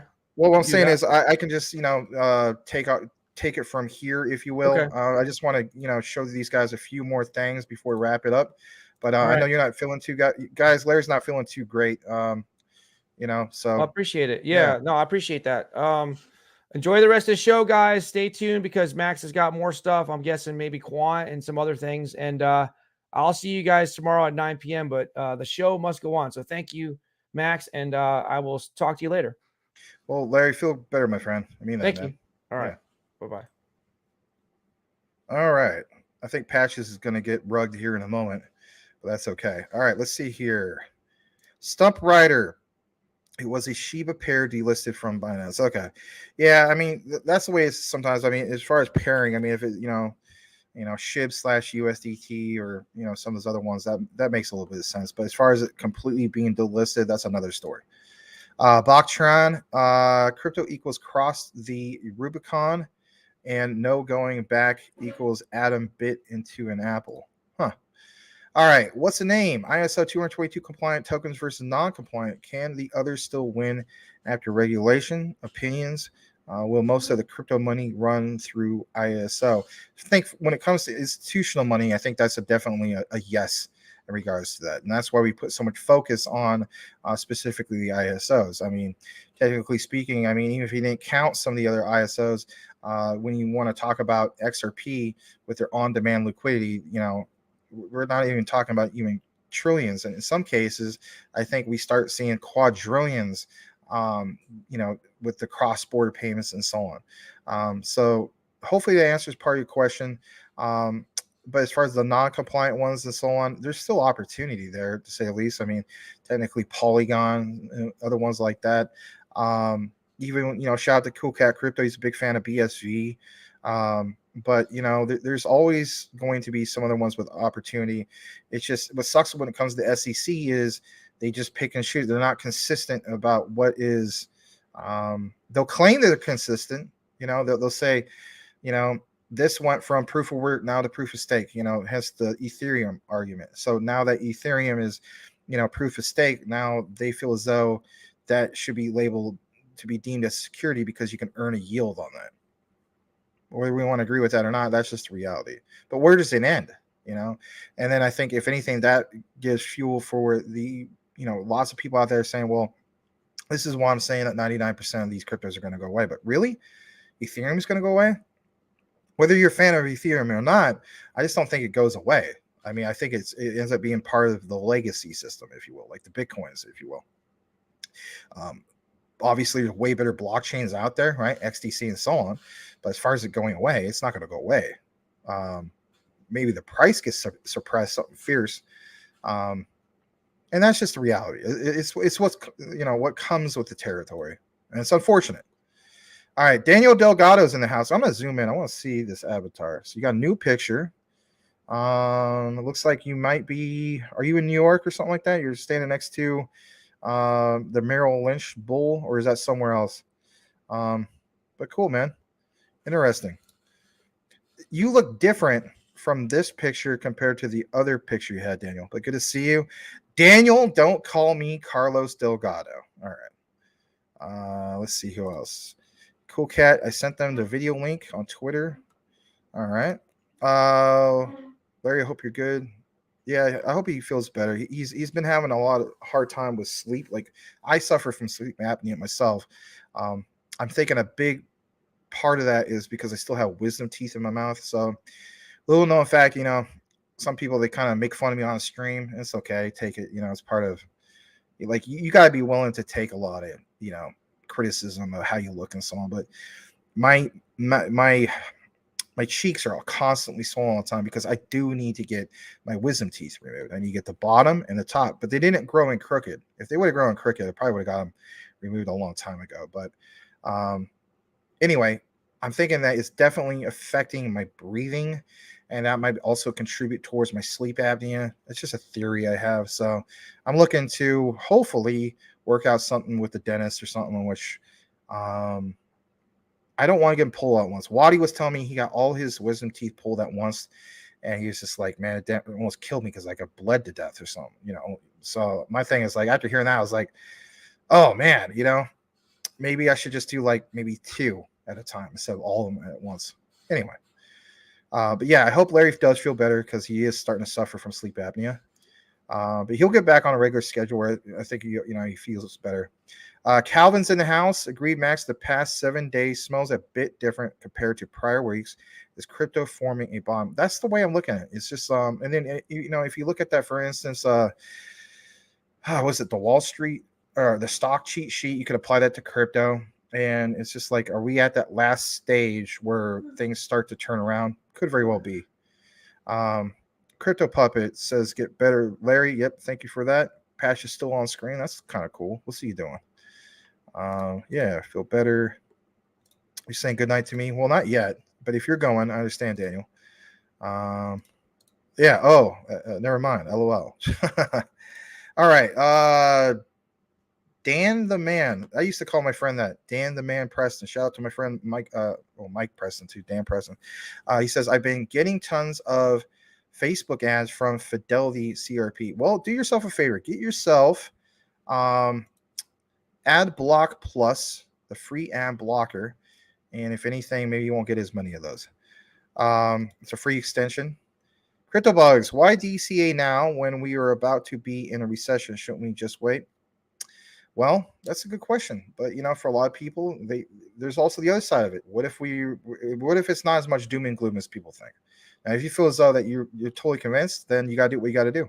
That's a good question. And those type of questions will always be the harsh reality of coulda, woulda, shoulda when it comes to a lot of things. It's like Tectonic.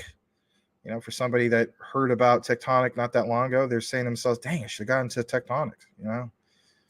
It shade off a 0 in a bear market. Cool Cat states he's a big fan of BSV for a reason. It's not a shot in the dark.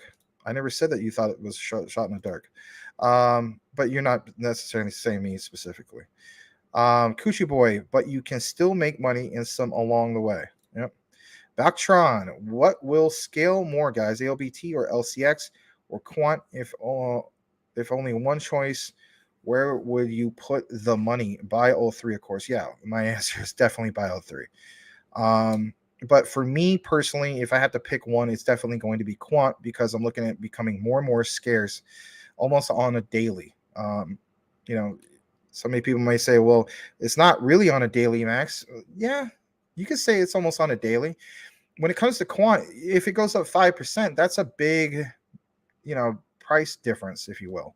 So it becomes a scenario in which, when you hear you can get priced out of Quant, yeah, it's because we're becoming more of a big market cap gem, if you will. And again, I'm also looking for the perspective of, the second chance at Bitcoin, but with utility. And these price levels are similar to Bitcoin back in 2013, where it went from $100 to like 10 grand, All right.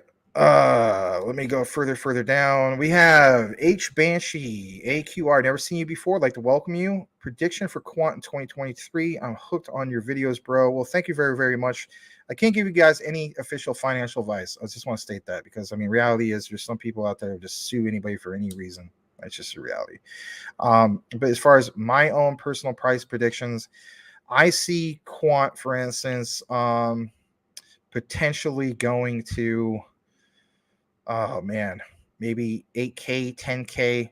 I don't know if it's going to happen by the end of the year. And some people think that's nuts. I'm okay with that. The reason for that is because I'm looking at it from this particular perspective. You really see the rollout of all that's going on with CBDCs. So they already established long before everybody else trying to get that thing going on with LAC chain, with that Latin American, CBDC. Now you have this whole thing of, with the UK, you already know Gilbert Verde's connections to the particular prime minister, their work in the past and so on. Now for instance, you heard this whole thing about that low income to, middle class income, rollout, if you will. So that creates a lot of supply and demand, right? So that's why we use some of these particular examples when we talk about the utility run. And of course, in the particular video that I did earlier today, I go into detail about the significance of just that. Like, yeah, we're not big fans of Ethereum. I totally agree with Cool Cat Crypto. It's a garbage blockchain if you want to look at it. It's outdated. It's just sucks, some of these fees and so on, right? But on top of that, I do recognize that just because it's garbage, there's opportunity there. Mark Cuban recognized that there was opportunity there. How was there opportunity there? Well, perfect example was 2021. The minting of all those particular NFTs uses ETH gas fee. The gas fee is what initializes the utility. So think about that for a moment. Then also think about, for instance, when we talk about utility-driven tokens / coins and so on. Well, with Overledger from Quant, that's an operating system that is basically building all these things out there and so on, and not just what they do in the financial sectors, right? I mean, literally, oh my gosh, like crazy amounts of things with Web3 in itself, which Web3 is not just one specific area, if you will. So I'm thinking of like, if there's so much supply and demand for their particular utility of what they're building with Overledger, making everything, quote unquote, interoperable, and they're attracting devs to come into, Quant, if you will, that right there says, to a sense, a certain amount of utility is going to be made. Now, when you apply this to the financial sector, and we get excited about the likes of XRP with their on-demand liquidity, I think, if anything, you get that level of excitement with Quant because you understand what they're trying to solve at scale that nobody else is doing. And here's the thing. So we always talk about, Max, you harp so much on interoperability. I have to harp on the interoperability because Oracle, for instance. Now, some people say, it's just a partnership and so on. Is it just a partnership? Because when we highlighted some specific things that mention the whole thing with Oracle, how they utilize Quant, right? Then you say to yourself, oh, this does really make sense, because that is just one partnership, but that is a huge partnership. There's partnerships that really, really stand out, right? So like, with Hedera's HBAR, you have, for instance, the Boeing partnership, right? We just covered that earlier today. So those are all big things, but what are the key ones that stand out? And if anything, what kind of utility does it bring in which that implementation starts kicking? That's what gets me excited. I think we already established that Quant has the utility and that they already built a product that's no longer, let's face it, we talk about crypto projects. Quant is no longer a project. It's an ongoing, updated operating system, hence the product, right? With Overledger, and interconnecting, making things interoperable, if you will, at scale that nobody else is doing. When we say at scale that nobody else is doing, it's simply that true. Think again about like where we went with the 1990s, like that leap forward with was it 1992? I believe it was, the introduction of email, right? And some people said, well, is anybody really going to be using this and so on? People, just anything that's new, there's always like the speculative people like, well, this is not that popular. Okay, so it's not that popular. Doesn't mean that we won't get to that next step. I'm looking at Quant kind of like that perspective. Is they're the building blocks of Web3. They help Web3 constantly evolve. How do you put a value on that, an accurate value? We obviously know as investors who've done our research and so on that it's crazy. Like it keeps you up at night. The excitement you get, at least it does with me, and that's what makes me excited about talking about Quant, because it's just. Why wouldn't I want to talk about Quant? Why wouldn't I want to look more and take more deeper dives into Quant? If this is something that's literally like, who is it? Rich from Common Sense Crypto. He mentions we are entering or basically in the fourth industrial revolution. Well, if you base things on history, when it comes to the previous, industrial revolutions and so on, who are the big players that were part of that, right? So even 100+ years ago, whether you're a fan of J.P. Morgan, he was definitely part of that.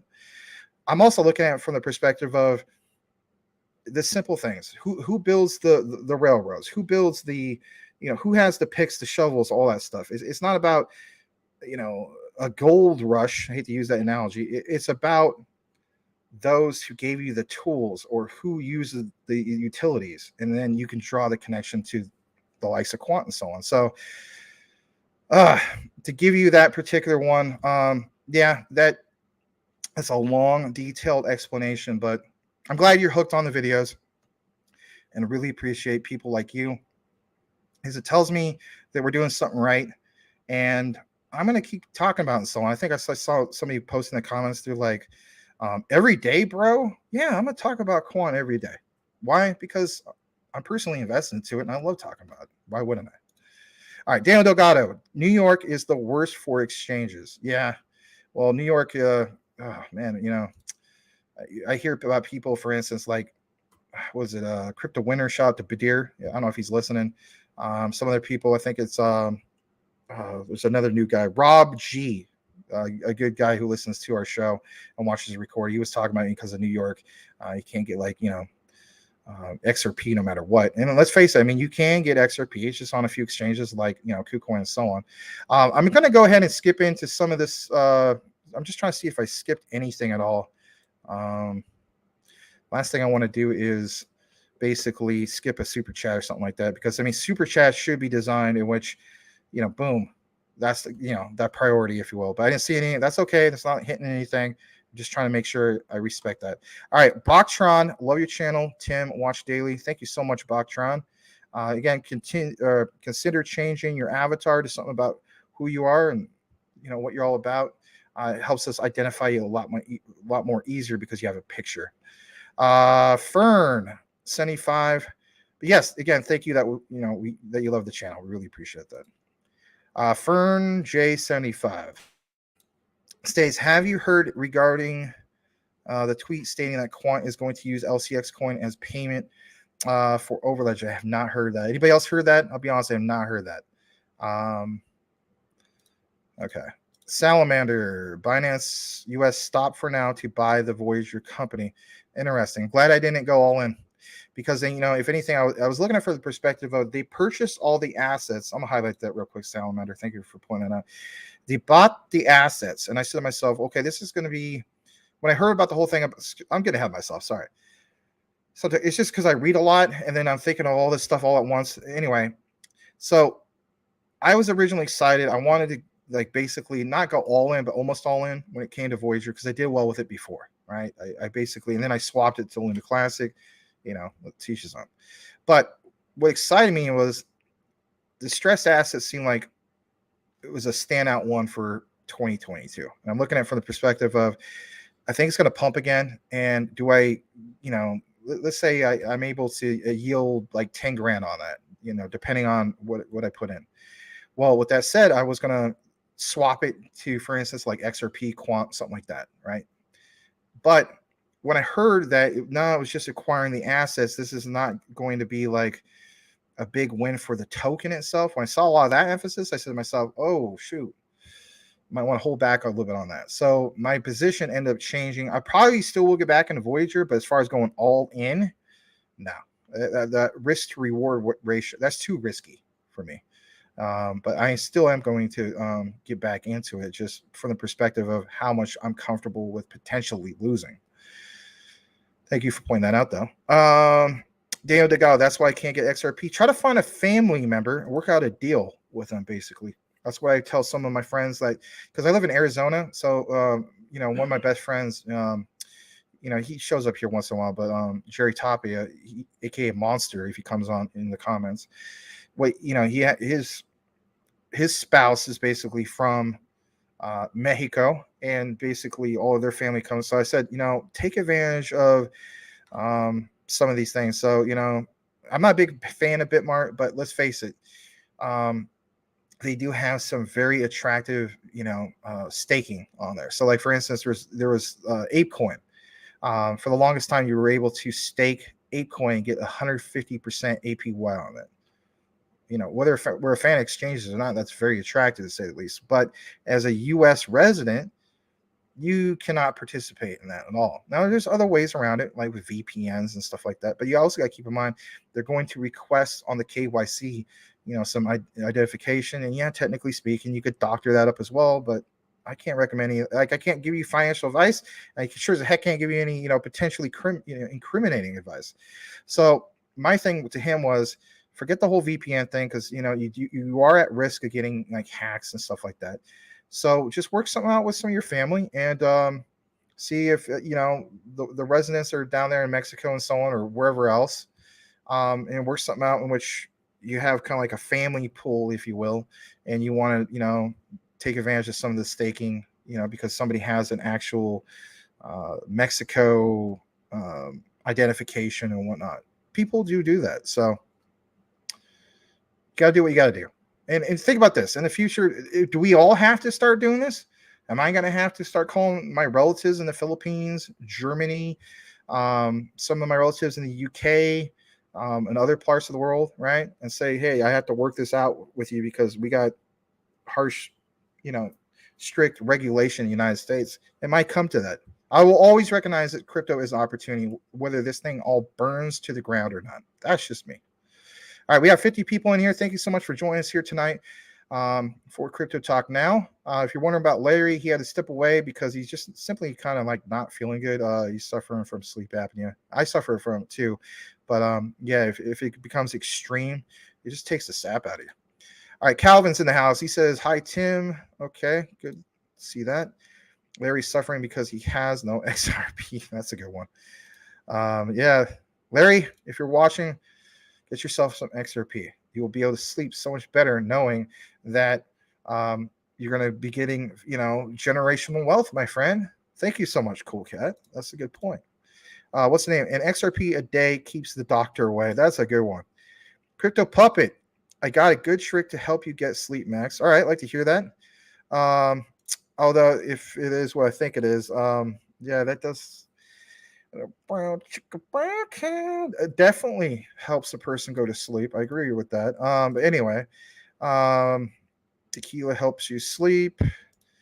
Here's the thing: you guys are confusing sleeping and sleep apnea. And a person who, I'm not saying you guys don't know what sleep apnea is, but when I tell a person I have sleep apnea, they immediately think that I have a hard time going to sleep. I don't have a hard time going to sleep. I actually do sleep.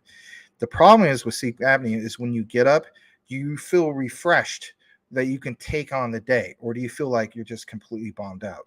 That's where I'm at. And when I did a sleep study, they found out that I'm constantly, waking up multiple times within an hour and so on. So I did try to do the whole CPAC thing. I can't tolerate it, unfortunately. So there's other things I got to do to, I don't want to do the whole thing with surgery where they put a wire in me. It doesn't sound good. But I have to look at some other options. And I'm really thinking that it's the wisdom teeth, because sometimes when I get allergy problems, I don't know if you guys know, maybe you guys know it right now. Like I sound congested. And on top of that, like when I do videos, maybe sometimes they like, because I review my videos, right? And I'm like, man, I sound like I'm a guy that's having a hard time breathing. It's not, yeah, I'm out of shape, but not to the point where it's like, like Biggie Smalls would say, I'm obese like Della Reese. You lose teeth like little C's. Play a please. No, I'm not obese like Della Reese. I may be pretty obese, but not extreme. So I'm really thinking it's some of the wisdom teeth, because it's causing my gums to be inflamed, and then lean back is causing some problems. But that's my problems, and I'm not gonna complain about it. I got to deal with it. Boxtron, anybody in crypto knows, is either win or go home. Slow climb to 65 for some stocks and a 401k. All right. I want to give a shout out to this guy, Brock Chapman. I see you in the recorded quite often. Thank you so much. We really do appreciate you. And to have you on the line, that's really, really cool. The mass debater, he states, we dollar cost average because you can never time the bottom. Yes. So dollar cost average into your favorite assets. Yes, I want to state that. And during that whole time, which everyone's like, we're not at bottom, we're not at bottom, we're not at bottom. In my humble opinion, we saw bottom for a brief time. How do we know that?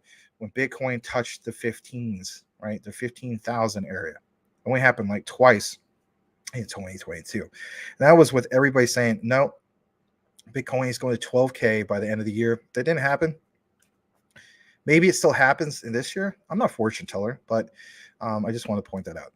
And that you do make a very good point. And that's why I feel as though DCA is a little bit better than just trying to hit bottom, because a lot of times if you're just waiting for bottom only, sometimes you do get wrecked.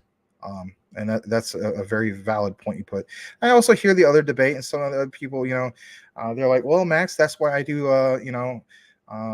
my buy orders. I put them in, and that way it ensures me either way that I achieve my particular goals. And you might do different, like you do multiple buy orders. So you do, for instance, let's say it was somebody going to buy Bitcoin, right? So they're like, I only want to enter in Bitcoin at, I don't know, 15,005 or 15,008, like what we saw earlier. So they put in that particular buy order. It took a long time, but it triggered it. Then you do a separate buy order. That's the beauty of buy orders. Miss Caroline Ellison, who thinks it's not good to have buy or sell orders. My goodness, unbelievable. When you think about that. The beautiful thing about FTX is we don't need any of that. Yeah, okay. All right, Tim Shea says, Calvin, there's been so much I don't think it's happening naturally. Okay, talking to Calvin. What's a name? What do you think of LCX diamonds? We cover that. So that's in relation to the Galileo protocol, right? AKA Leo X. We did a recorded video in regards to that. I think it's great. I love the idea that Leo X became the first QRC20 token provided from, technically speaking, Quant, but officially listed for the first time ever on LCX's exchange. You like seeing unique things like that, because if anything, think about, supply and demand. There's going to be demand for that. But the tokenization of specifically like diamonds or real estate and all those types of things, I'm excited about and so on. And, my thing is, if you're wondering, well, why didn't you buy some Leo X? Not a fan of pre-sales. Let's take that for the record. All right. So the last pre-sale I got into, unfortunately, was it Luna 1? And that just didn't go too well. Now people say, well, that's because, the bear market, Max. Okay, fair enough. But yeah, I'm just not a big fan of it. Now, officially speaking, if you go to the LCX exchange, it's going to be listed that this is, it's available to the public, but it has all the feel of a pre-sale. If you don't believe me, take more of a deeper dive into it yourself. Watch the particular video that we put out about it. My thing is, I just want to see it officially be out, listed on, for instance, CMC, CoinGecko, other outlets and so on, for I can track it and see how well it did with a release to the public. Because I still feel as though, let's face it, we're still in a bear market. And again, I'm not a fan of any type of hint of a pre-sale in a bear market. That's just me. Is there still opportunity? Yes, but it's just for me personally, not a fan of it. But yeah, the tokenization of diamonds, real estate, and all that, it's a good thing to see. All right, Salamander. Daniel Delgado, moved to Texas or Florida, they still believe in freedom. Okay. Crypto Puppet, lay down on the side of your bed and hold your keys to the side with arm hanging out. Bed and hold your keys to the side with arm. Huh. That's interesting.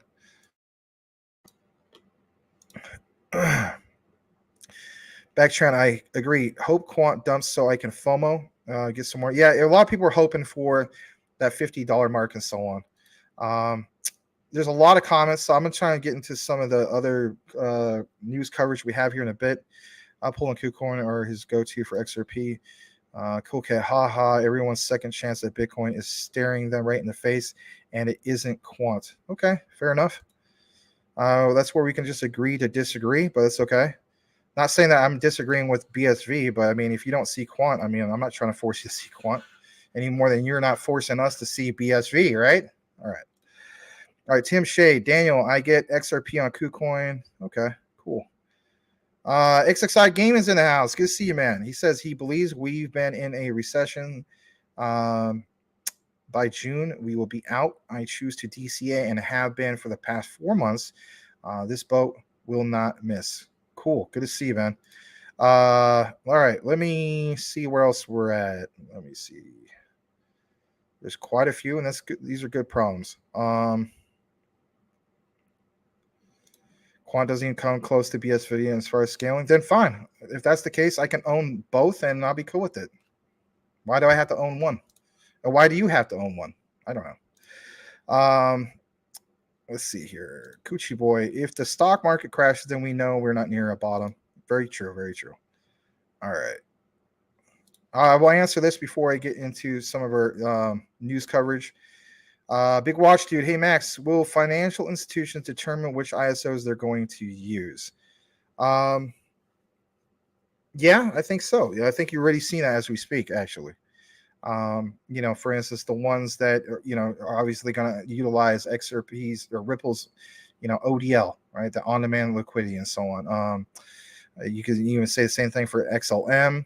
I think we see a lot going on with Quant, obviously. So yeah, I would say they will determine some of the various different ISOs. But I think the main thing is understanding that the messaging standard is something that they're applying that mandate, if you will. It's not so much of them picking out specific tokens or coins. It's that mandate from that particular messaging system and applying it in a way in which then from there seeing, well, which ones are tied to this particular bank and so on. And then from there, we'll have an idea of how that basically works. I think that's where it starts, obviously, with, Ripple's ODL, and especially when it comes to Stellar Loomis as well. Talk about Quant every day. Yeah, we do. We definitely do. Tectonic is up 80%. Does this have strong utility? I don't know if it necessarily, I want to say strong utility. For me, when it comes to Tectonic, it definitely has very, what do you call it? Is it lucrative? How about this? Incentives. Very lucrative incentives for people to get in. The ease of access, a lot of new investors. Even with all the doom and gloom that's happened with, don't mess with centralized exchanges. So there's still a percentage of new people that come in, and they look at that particular price. Then on top of it, they also look at it from the perspective of they could buy a lot of it, and then earning a yield on that. And I think, if anything, that's where you get the other side of the debate, where people basically say, you know what, this could be labeled as a security, and if that's the case, we'll have to see. We'll have to wait and see. All right. Is LCX in a case like Ripple? Could very well be in the future. What's going on with that? And what do you think about Timers? I already commented about Timers and a little bit in regards to Ripple earlier. Just sent XLM to KuCoin. Okay, good point. All right. Let me just see where we're at on all the comments. Hold on a second. Coochie Boy Max, can you do a stream on how to self-custody XRP using PancakeSwap and BNB? Patch has just quit. Yeah, that is true. I don't know. Maybe not. I mean, we'll see about that. I'm not gonna make no promises. Yeah, Patch has just quit. Patch is like, screw this, man. These guys aren't gonna talk about BSV, right? I mean that with all due respect. Yeah, forget these guys. I'm not talking about BSV. I'm out of here. Cool Cat knows. He has an NDA. He told me about the NDA. I was munching down on my dog food, and Patches came by through the doggy door and whispered in my ear about that particular NDA, and I was like, oh my goodness, BSV all the way. All right. Great. I need a new financial advisor. Yes, everybody does. All right. Let me go further down. Cody Core's in the house. Good to see you, Cody Core. Crypto Puppet Max, I hope my other bag of coins moons a bit before Quant goes to Andromeda. Wow. Then I'll buy a huge bag of Quant. Very good point. CZ is in the house. Hey, CZ, you've been taking a lot of harsh criticism lately. How you doing? Are you going to turn into the next Sam Bankman-Fried? Some people are thinking you are. But if anything, I don't think that's the case. But yes, welcome the great CZ. All right, Joyce is here, and I did miss a super chat. Sorry about that. She states, "Hi, everybody. Yeah, liking TikTok today. Yep, absolutely." Salamander Space, Max, I have 125 Quant, no BSV. Quant will be huge. Wow, that is quite the bag of Quant. I may very well get some BSV. I could have got it like I think it was like a while back for some insane prices and so on. It is one that's on my list. It's just not on my short list, you know. But you know what? I appreciate Cool Cat's very passionate about some of this. Like for instance, I used to be very passionate about talking about Clearpool all the time and so on. Some people just don't see eye to eye with me when it comes to Clearpool, and that's okay. But again, whatever you're passionate about, feel free to share that. You know, and it's good to be passionate about anything. I mean, think about if you have no passion for anything. But Salamander, thank you so much for the $2 super chat, and as well as all your support that you continuously gave us literally from the beginning. I went and watched like one of our first videos of me and Larry together.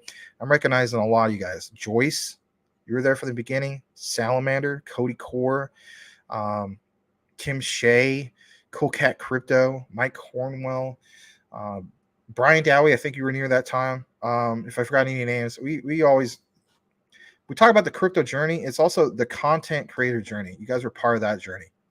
Can't thank you enough. Really. All right. Yep. Good to see you. All right. So I'm just going to go down to this last particular comment. I'm going to highlight it. We're going to get more into some of our particular coverage we have for you. Hold on a second. It's one I didn't have a chance to share earlier. And it is in regards to XRP. All right. I know some of you guys want some more Quant, but we do need to recognize what's also going on with XRP as well. So for instance, this is from Crypto Lulu once again, and it says we don't need utility to see XRP Moon. Now some people are gonna be like, we don't need utility to see a moon. Are you kidding me? Well, just hear what they have to say. This is a particular interview. This guy here, he has. Oh man, I think he has roughly over 100,000 subscribers. I forgot his name. Some of you guys already have identified him. He does do shows often. He's featured on, I believe, BitBoy Crypto a while back. But anyway, it's a short clip. It's really, really something else, and it's with Crypto Lulu. We're gonna play it, and then we'll come right back.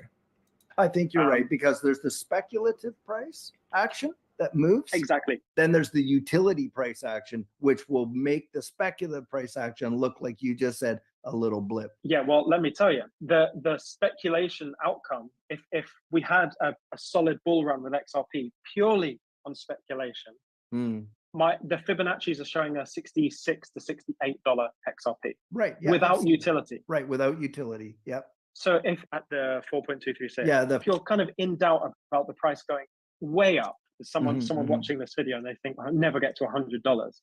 Well, purely based Yeah. on biology and human behavior and decision making of buying and selling, Yeah. purely biologically based, we can still get to 66. So I think if Bank of America just turned on, it would be 3 figures. And you know what's going to happen, man? 95% of people are going to be out long before it even hits 66 bucks. I think you're right, because there's the speculative price action that moves. Exactly. Then there's the utility price. All right. So shout out to Crypto Lulu. That was a really nice clip from that particular full interview. On that particular full interview, I highly recommend looking into it. It's really, a really good back and forth in regards to that. But yeah, I want to go ahead and answer this specific question from I'm Immortal Coin. He says, Max, when do you think Quant is going to be in mass adoption? So in today's particular recorded video, I talk about specifically, we really understand that we have the utility. Now, as far as that utility kicking in, we need to have, for instance, the implementation period. So I think that's where we're basically in right now. But as far as the mass adoption, where mass adoption basically happens is kind of like for the same purposes of like Ripple's on-demand liquidity. Once that on-demand liquidity is fully utilized, as I would say, picture Olympic-sized swimming pools, right?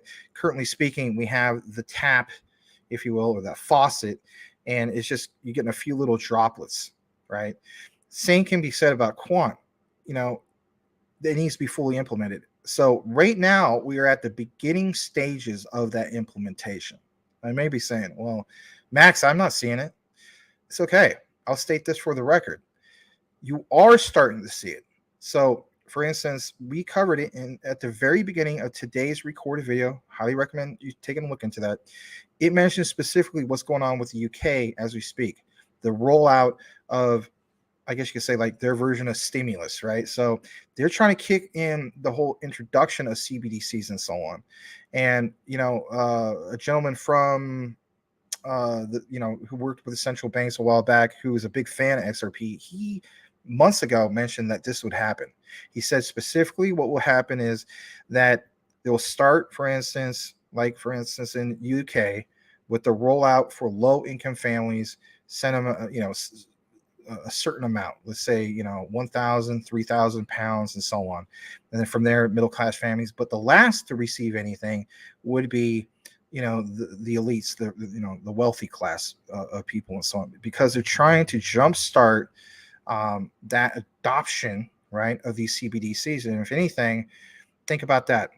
So if you have, for instance, the likes of Quant, and you have that CBDC connection, again, that just needs to be, there's the implementation phase, and then it's, where's the utility? The utility kicks in because now this is all being used. Combine that with, for instance, everything else. We're just talking about payments and stuff like that, right? A lot of times people criticize me because I just focus on payments. I get it. But combine that with, for instance, everything that we got with Oracle. Combine that with everything they bring to Web3, 100 plus blockchains being interoperable and so on.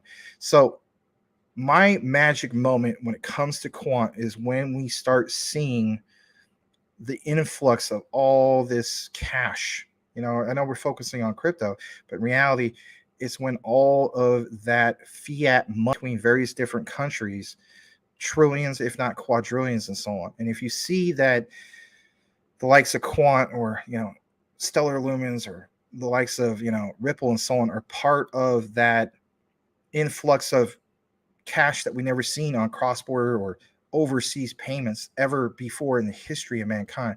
Yeah, you will see what is referred to as a utility run. That simply just makes sense to me. And again, we're not even scratching the surface, because if Quant, for instance, hits 1% of Web3, which we know they're a big player into Web3, they consistently evolve, if you will. That in itself is supposed to be like $1.4 trillion. And then, of course, from there, you have to take some of those particular figures and apply it to market cap. And I get that. But that's where we get some of these expressions of how we achieve insane market cap that no one's ever seen before, not even with the likes of Bitcoin. And, of course, with Bitcoin maxis, their attitude is, well, it's never happened with us. Why would it happen with you guys? And my attitude is, look, is there still opportunity with Bitcoin? Yeah, you better believe there is. I think if anything, there's going to be still people FOMOing into it and so on. But over the course of time, as far as utility, you don't see any central banks at all mention, hey, you know what? We're going to use Bitcoin, traditional Bitcoin. I'm not talking about, for instance, the Satoshi version, BSV and so on. We're not going to use Bitcoin, or we are going to use Bitcoin for all our cross-border transactions. That's not the case. They're looking specifically at utility. So who are the big building blocks of utility? Yeah, you already know who they are. They're the triple X's, Quant, you name it. But especially when it comes to Quant, because you have that overledger, you have that, is blockchain agnostic and so on. And their particular operating system gets this done at scale that nobody else is doing. Now, in the future, could there be a rival? Possibly. I just don't see that now. And so my other key thing is, this is a monopoly. Whether they're officially labeled that or not, if you look into the definition of a monopoly and you compare that to the likes of Quant, you better believe they have a monopoly. As an investor, that is very, very attractive to me. That's why I'm extremely bullish on the likes of Quant. That was a long explanation. That's how I feel about it. All right. Thoughts on CSPR? Casper, the way I feel is though, that is one I want to get a position in, because I also see big things for it. Again, another great ISO to add to your portfolio. Do I see them doing big things at the start of the utility run, going into the bull run? I don't think it's there at the start, to be honest. I think if anything, this is not FUD, by the way. for the record, I'm stating that I think it's definitely Quant. I think it's definitely XRP, XLM. For me, XDC is definitely in that, close to being in that mix. Not quite yet, but very, very close to that. And then from there, after the utility run kicks in, then you start seeing the other ISOs take off, right? I mean, technically ALBT is not ISO, but it's part of that mix of those utility tokens. So yes, CSPR, aka Casper, is definitely one to have part of that portfolio, because you want to be diversified, in my humble opinion, when it comes to the ISOs. So I can't give you financial advice, but that's how I personally feel about it. Remsa, LCX going parabolic. Now let's take a double check on LCX. Just difference between pumping and going parabolic. So, parabolic would basically be like, 100, 150%, 300%, and so on. So let me just check it out. 20, 30% is not going parabolic, with all due respect. So let me just present this in a way you can see it. So let's take a brief moment. Here's LCX. It's up. I'm going to refresh it just in case. So it's 41%. I wouldn't say that's parabolic. That's a really, really nice pump, though. For me personally, because what I see, I know Shiba Inu is not an ISO, but I'm just saying, like, for me in 2021, that 8K investment, when it became 88K, and then went up from there, and I was trying to like pull it out and so on. There's that whole process of doing that, but that's where it was at. I was like, that was insane parabolic action. You saw it literally like for like a week straight. That's what I'm talking about. But yeah, it is a really, really nice pump, and we're now at a little over 5 cents. Even for a person that swing traded this, I mean, it wasn't too bad. Yeah, I realize it's on ETH. So if anything, I mean, does the person like, for instance, wait till late night to not get hit with as much fees? I don't know. I don't know what they're going to do about it. But nonetheless, it's the volume is up 841%. And you do have a confirmed market cap at $38.7 million. Maybe we can find out how many holders we have right now. Let me see. No, we don't have that info. Oh, here we do. Yep, we do. So again, it's a CMC. Maybe it's not completely updated yet, but we currently have 14,729. So when we say things like we're so early, I mean, in reality, yeah, we are. Yeah, that's what's going on with LCX. Glad somebody pointed that out. All right, let me go a little bit further down. You're right, man. I'm not serious at all about BSV. Okay. Okay. Let me see here. Max P, $68 XRP will be life changing. Yeah, for a lot of people, it definitely will be. Let me see here. That's why you need 3 bags. Yeah. All right. Let me see here. 1 for profit, 1 for the moon, and 1 for giggles. Yeah, that's a good point. Don't just look at things just like having 1 bag and that's it. You're funny, cool. You probably didn't hit the like button and you're here. Don't do that, man. Daniel, here's the thing, man. He's very sarcastic about a lot of things, and he's been here from day one. So, let's all try to be respectful to each other. That's why we have that disclaimer. I hate to say it, where it says, for instance, don't attack the messenger, attack the argument. Because I'll be honest, yeah, this whole thing, this Daniel clown cracks me up, promotes one crap coin right after another, and he doesn't understand Bitcoin. You need to read that disclaimer, basically. After that whole thing you did a while back, that's why we had the disclaimer. I'm just going to be blunt and honest about it. So, yeah, I'm not going to read any more of this stuff. Yeah, please don't attack other people here. Can we cut this out? Really? I mean, let's just be kind to people. What's wrong with being kind? Yeah, I'm just unbelievable. Tectonic, okay. Needs to add a 0 again to buy more. That's a good point. Daniel Delgado, that's right, Max. Thank you. Question cool. How many? I'm not getting into this right now. All right, Joyce. GS, if it does, definitely load up, but I'm hoping to the moon. Okay. All right, Kelly444. Thank you so much for these $5 super chat. Don't chase green candles. Good point. Do your own research. Dollar cost average in during the bear market, and dollar cost average out during the bull run, not financial advice. Thank you, CTM fam. Well, thank you so much for the $5 super chat, Kelly444. Really do appreciate you. And that's it's not, like she mentioned, financial advice, but that is good advice in general. All right, let me just see if anything.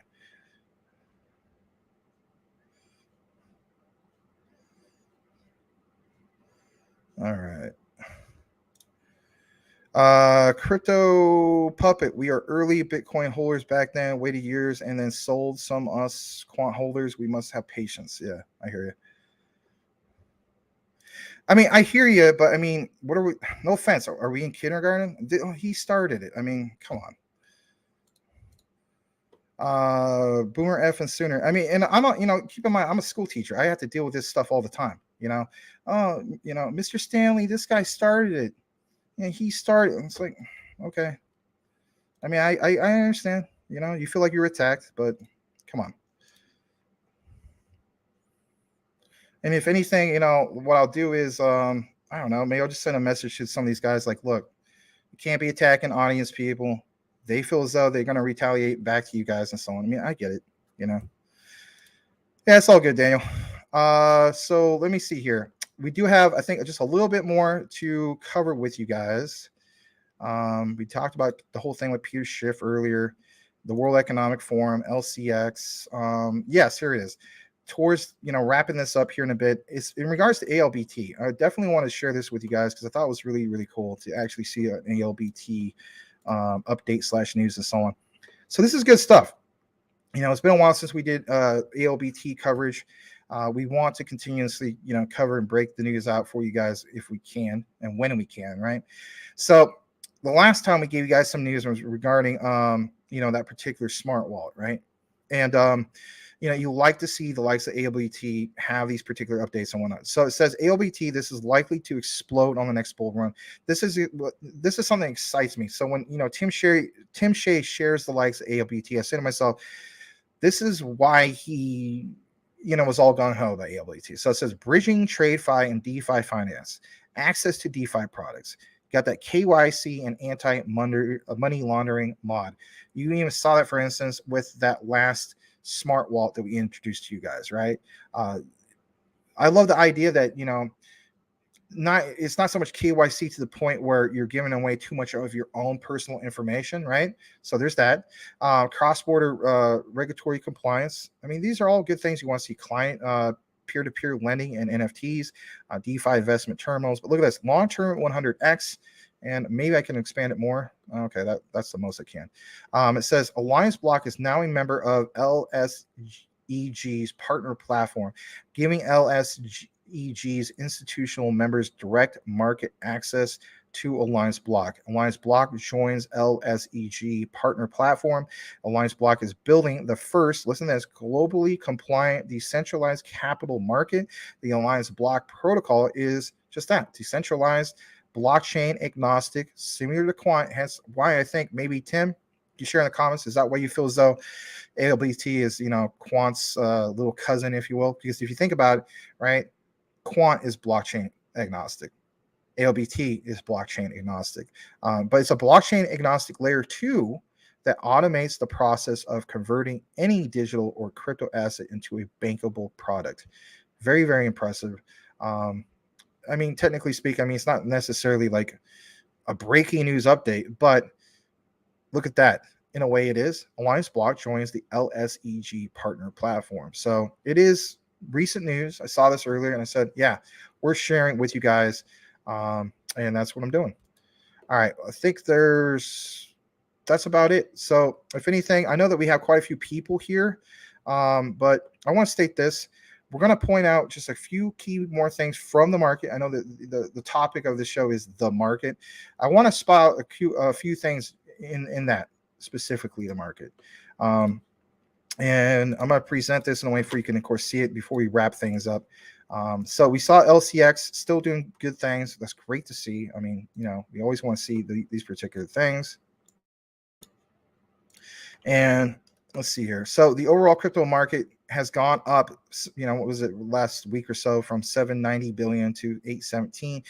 Some people say, Max, this is a perfect example of a relief rally. Well, I don't know, because there's a lot of indicators to show that we may be thawing out, but we may also see a big crash. This is where I guess you could say if you follow technical analysis really, really closely, you have a better idea than I do when it comes to that. Technical analysis is not something I specialize in. I do know basics, but when it comes to all the real detailed ones and so on, I just rely on other sources instead of doing it myself. All right, top 100. Is there anything going on the 1 hour chart? Not really, right? Glad to see helium's doing all right, but I don't know if I'm going to DCA just yet. I might wait for another pullback and might load up a little bit more on that. On the 24-hour, helium is one of the standout ones. I've talked about helium quite a bit here. Not as much as other ones, but helium is one I hold. Investor Place has always recommended it, and I just was like, you know what? I'm a DCA into it, and I have. I picked up some helium, I think about maybe 1 or 2 months ago. I announced that on Twitter. My friend is into Kava. He loves Kava. You have that Cosmos connection. Research more about Kava. I have not entered into it. I still feel as though there's opportunities with ADA, even though it's up slightly, 12% for the week. I still feel as though long term it's gonna really surprise some people. Personally speaking, I know a lot of people are not big fans of it and so on, but again, it takes time to develop a quality product, and in this case, a quality ecosystem. Believe it or not, I know we never talk about, but Monero in a bull market at these particular price levels is very attractive. It's too expensive for me personally, in which my attitude is, why don't I have some Monero compared to if I'm getting into Quant? Well, my thing also is I'm on, just like a lot of us, right? School teacher, and so I'm on limited money to say the least. And with that said, I'd rather put my money, $111 into Quant than Monero. But I will state for the record, there's a lot of upside potential in a bull market for Monero. If you don't believe me, I'm going to give you a heads up on this. Investor Place, highly recommend it for everybody part of their premium subscription portfolio like myself. And on this particular one, it's going to give you a heads up. They've been around for a very long time. So they've been around since 2014, right? You saw, for instance, the biggest significant highs happened in 2017. This went up to about $420. But for instance, in May of 2021, this went to $475. And again, I feel as though that when we enter into a real true bull market, you will see this pump. It's been in the top 50 for the longest time. You do have that contract with Secret. Again, take more of your own deep dive, do more in your own research when it comes to Monero. And if you feel as though that there's a few big market cap gems that you want to get into, I don't think you get wrecked with Monero. I'm just being honest. It's not financial advice. Let me go back. So that's what I want to point out. On top of that, let's see here. I still feel as though there's opportunity for Solana. I'm just being honest. I know it's not popular, but that's just how I personally feel. Same with SHIB, hence why I bought back into SHIB. I still own well over $1 billion of SHIB. I think I'm up to $1.013 billion, something like that. But anyway, I want to show you this on my watch list real quick before we wrap things up, and that is what's going on the 24-hour period. Half Pizza went parabolic, right? It was up 300%. I own Half Pizza. I have $400 worth of Half Pizza. Am I recommending Half Pizza to you guys? No, I would never recommend Half Pizza to you guys. I'm state that for the record. I'm looking to, when we get into the bull market, to get the heck out of Half Pizza, because I came into it a little bit too high of a position. So I'm not even in the profits yet. But again, it's a perfect example of when people say try to dollar cost average. Maybe I should have DCA'd a long time ago into it, but I didn't. I just, was comfortable with one bag of it and so on. I'm looking to get out of it. I do not recommend it to anybody. And no, it sounds attractive. It's on, for instance, what is it? Bitmart, and it's doing, really good things and so on right now. But I'm going to, wash my hands with it, to say the least. Tectonic, obviously, I pointed out that I felt as though that's a 10x in a bull market. But again, I'm also looking from the perspective of, am I going to put $1,000 into Tectonic, or am I going to put $1,000 into the ISOs? Which one's going to yield me the generational wealth, right? It's going to be the likes of what? some of the ISOs. This is not me flooding Tectonic, because I do believe in Tectonic, but it might be another situation for yourself where if you're trying to raise a certain amount of, I guess you could say, capital, or, how do you go about some of this, right? Part of your crypto journey. Well, if anything, maybe you decide, you know what, if you have the money, I mean, let's face it, $1,000 is nothing to bat an eye at, right? Some of us have all sorts of different income levels, but I think it was safe to say that this did shave off a zero, and we did the math on it. So $1,000 basically would became like $10,000, right? And from there, for me personally, what I would have done was I would have, after I would have saw this pump ending, if you will, had an idea, maybe put a sell order. We're all different. Some of you guys watch this stuff like a hawk. From there, what I would have done is I would have shifted that. So I would have swapped this out and put it into the ISOs, because then I'm saying to myself, then I achieve my next goals for Quant. I achieve some of my other goals for XRP, XLM, XDC, and so on. Not everybody's going to do that. You might have like some expenses because of maybe you got yourself in a bunch of debt because of Christmas, whatever the case be. You got families to answer to. We all have our own reasons, but that's how I go about things. I did with VGX, made profit with that, swapped it for instance, Luna Classic. Am I getting more into Luna Classic as of right now? No, I'm not. I DCA'd into Luna Classic, I think about 6 or 7 different times. I have roughly over $4,000 into Luna Classic. I'm comfortable with the amount Luna Classic I have. But anyway, I want to mention some of these other things. So we obviously saw LCX. It's really, really doing something. Currently 41%, 7-day average 57%. There's a couple other ones that kind of caught my attention. It definitely bones cheapest swap. Guys, this is back up to over $1. This is $1.14.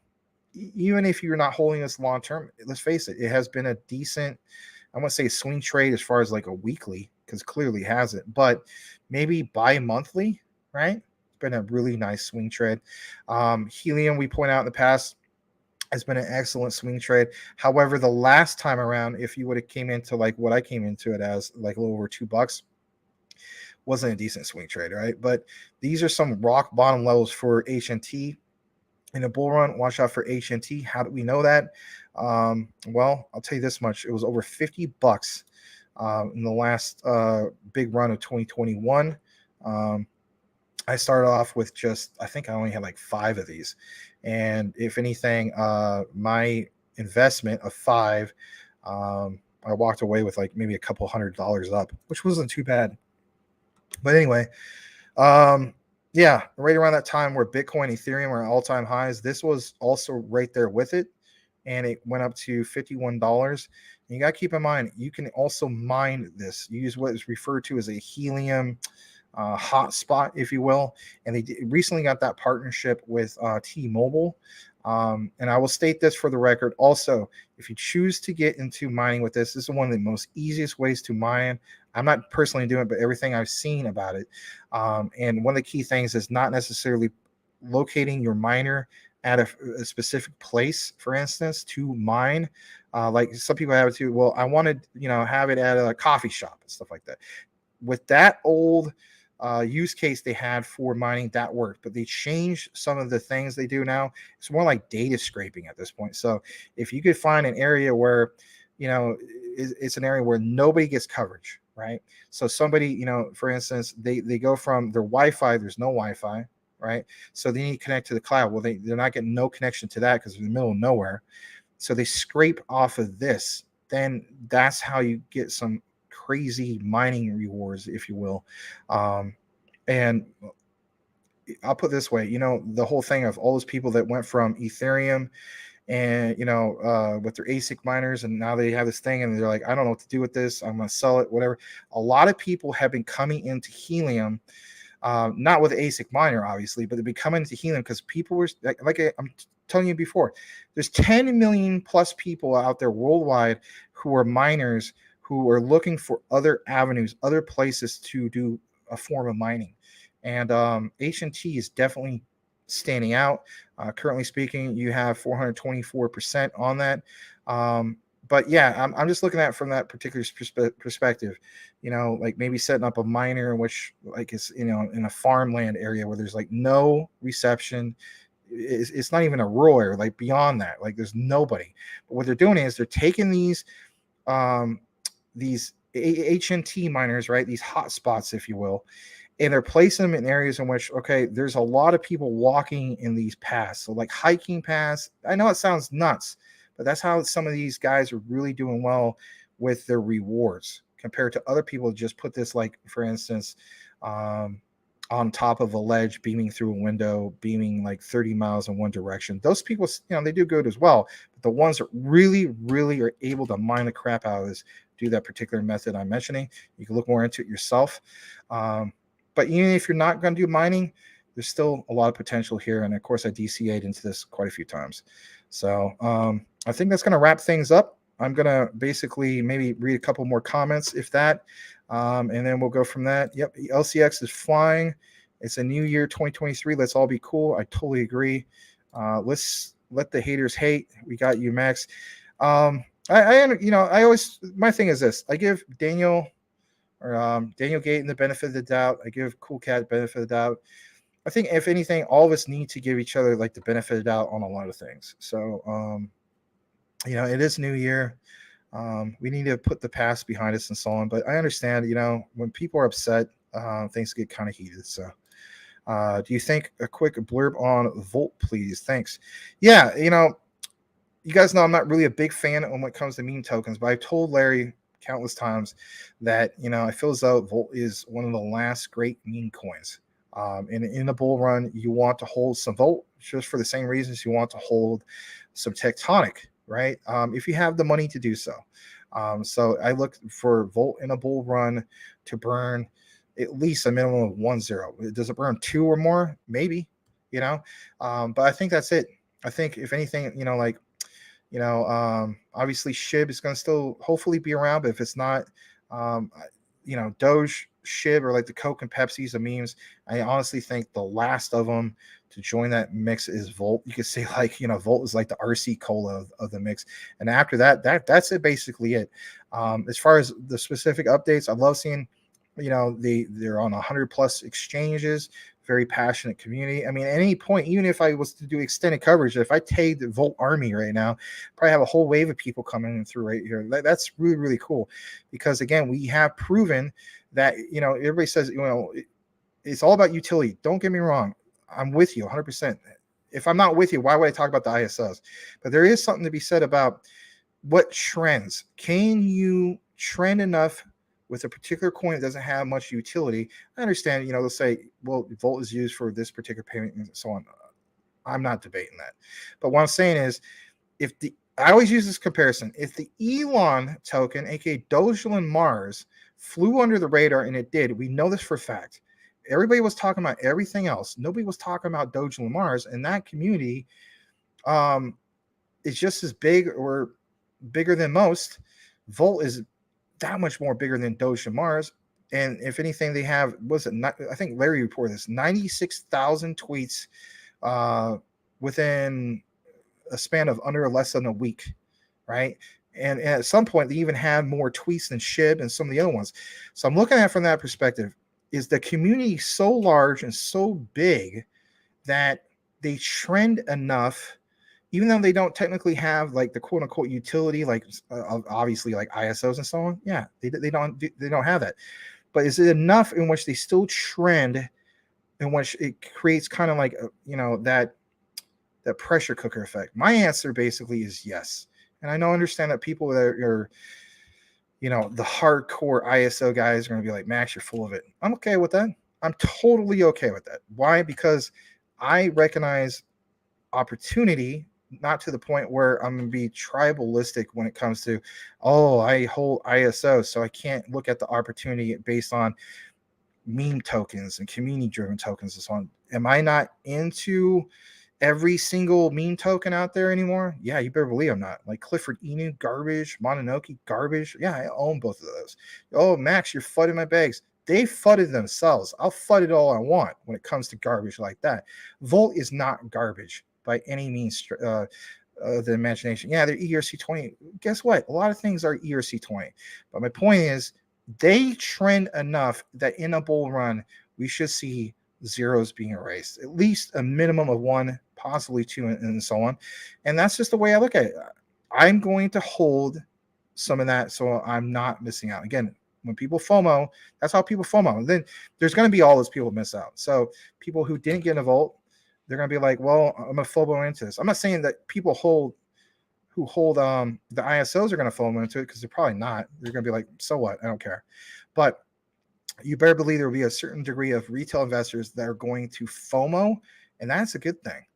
It's always a good thing, because what's going to happen is when people FOMO, it drives the price up, because it creates that much more what? Demand. So FOMO is a good thing. It's just not good for you if you're sitting on the sidelines. All right. Crypto Puppet Max, I found a really cool technical analysis guy. Is it okay if I say his name? Yeah, fine. It's totally fine. We always share other content creators and so on. It's totally fine. Brian Dow, Crypto Puppet, you can definitely say his name. Yep. Thank you for that, Brian. His name on YouTube is Wall Street Pete. He used to work in Wall Street. Really cool guy. Okay, cool. Very cool. Yeah, there's nothing wrong with that. Thanks for being polite. I do appreciate that. And BSV is greater than Monero. Do the math if you can. I'm not saying that it's not greater than Monero. Okay. My thing is, when it comes to all this, some people say, like, you can only own one. Well, that's not me. I don't own only one of anything. I'm not I may joke around about being like a quant maxi. That's just me joking around. I have, for instance, about 50, maybe 50, 51, like I said, about 50. So Salman, Max, let's start a Larry XRP fund. LOL. If anything, I thought it was really cool that, Sean, aka the Crypto Smith, wanted to donate him 100 XRP. At least he'll hopefully have that. But yeah, I think I got to remember to send that particular referral link for KuCoin, and I will do that. Sup, Raphael? Good to see you. I'm glad you still have a bag of Harmony 1. At these particular prices, that's another one. I mean, yeah, it's technically distressed, which is all the things that happen. But it's very, very appealing to just pick up some of that. But in reality, guys, let's face it. There's always going to be a few you may do very well miss out on. And that's just the reality. You can't really be into everything. There's 20,000 different cryptos. Out of those 20,000, you have legitimately 100. I don't know. I know some of you guys are investing to 100. Like, you got me like just beat all the hell. But I don't think it's about that. Let me see. What's the name? If you do meme coins, what do you think of Grimace Coin? They got good. No. What I mean by that is when I say the last great meme coin, I literally stand by that. Like, I think that's it. After Volt, that is literally it. So for instance, like with Shiba Inu, I may very well, like, if I see Shiba Inu gets to 3 zeros, or like what Grand Commission was talking about a while back with the math, it's like 2 zeros. I don't personally see that. I mean, I would love that to happen. I'll state this for the record. If it does do 2 zeros, I think I'm completely out for sure. 3 zeros, maybe I keep half, but I don't know. Because I'm also looking at the perspective of maybe what I do is, I know this sounds crazy, but like, just sell the entire position of my Schiff and just put all of that, like, talk about being bullish on the ISOs. Maybe I just put all of that into that. But it also depends on the timing. I mean, I'm not going to put it all into the ISOs and all this stuff is really just, booming like crazy. It just all depends on the market and the conditions. All right. Raphael states he's been in MEXC profiting in Bone. Cool, man. Last night he was scalping from 10 to 50. Wow. Yeah, I mean, we were just talking about Bone not that long ago. I think I already read that before. Did I not? Or is that's a new one? Oh, that's a new one, I think. I apologize. So Kelly444 also holding a long-term Moonbag sounds good, just in case. Digital assets, choice higher XRP Hex, Somber, Quant, XDC, not financial advice. Thanks. Yeah, no problem. I'm sorry I didn't get to your super chat earlier. So I really, when we could do like a little bit of the extended coverage, a lot of times I guess you could say I just I don't focus that on much, so, but I'll be better about that. And I really, really do appreciate you, Kelly444. I'm glad you enjoy our show. I'm glad you enjoy our content. Hopefully, you do watch a lot of the recorded, because we're really trying to stand out with that. Stump Rider, thanks, Max. Take care of yourself. Yeah, you take care as well. Let me see here. Volt stinks that quick enough. That's okay. I mean, it's just, there's going to be people who are fans of it, people who are not, and so on. And I get that. And I understand, like some people, like, you're going to criticize me for, like, I think Cool Cat, you even said something like, when we tag all the ISOs and then we put, plus the Volt, and then you always type in the comments like, Volt, seriously? It's what comes with the territory. I get that. Yeah. I'm not looking at it from the perspective of, oh, does this really solve real world utility and stuff like that? I'm just looking at it from an opportunity perspective. That's it.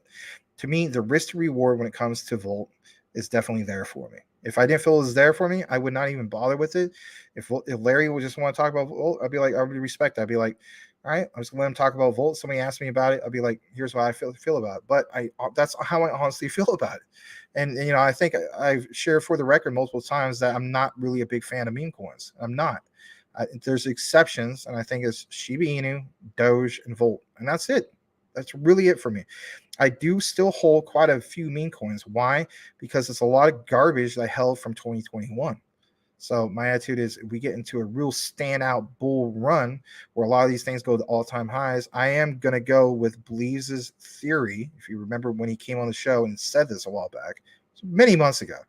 And that is, you do have, it's not trickle-down economics. I'm not going to use that analogy. That's not what he said. But he said, like, I think he said something like, you get the crumbs, if you will. To me, that makes sense, because if ETH ends up going to, I'm not saying necessarily all-time highs, but it has a real, goes way up there. Then you do see, for instance, all these ERC20 tokens, not all of them, but I do see a lot of them pumping for no reason at all. Like, we've seen crazy things like that. Perfect example, before the whole thing with the wormhole with Luna Classic, right? We saw, for instance, USTC, right? We saw basically that had a crazy freaking pump. It went from under a penny, I think, up to, what was it, 7 cents or something like that.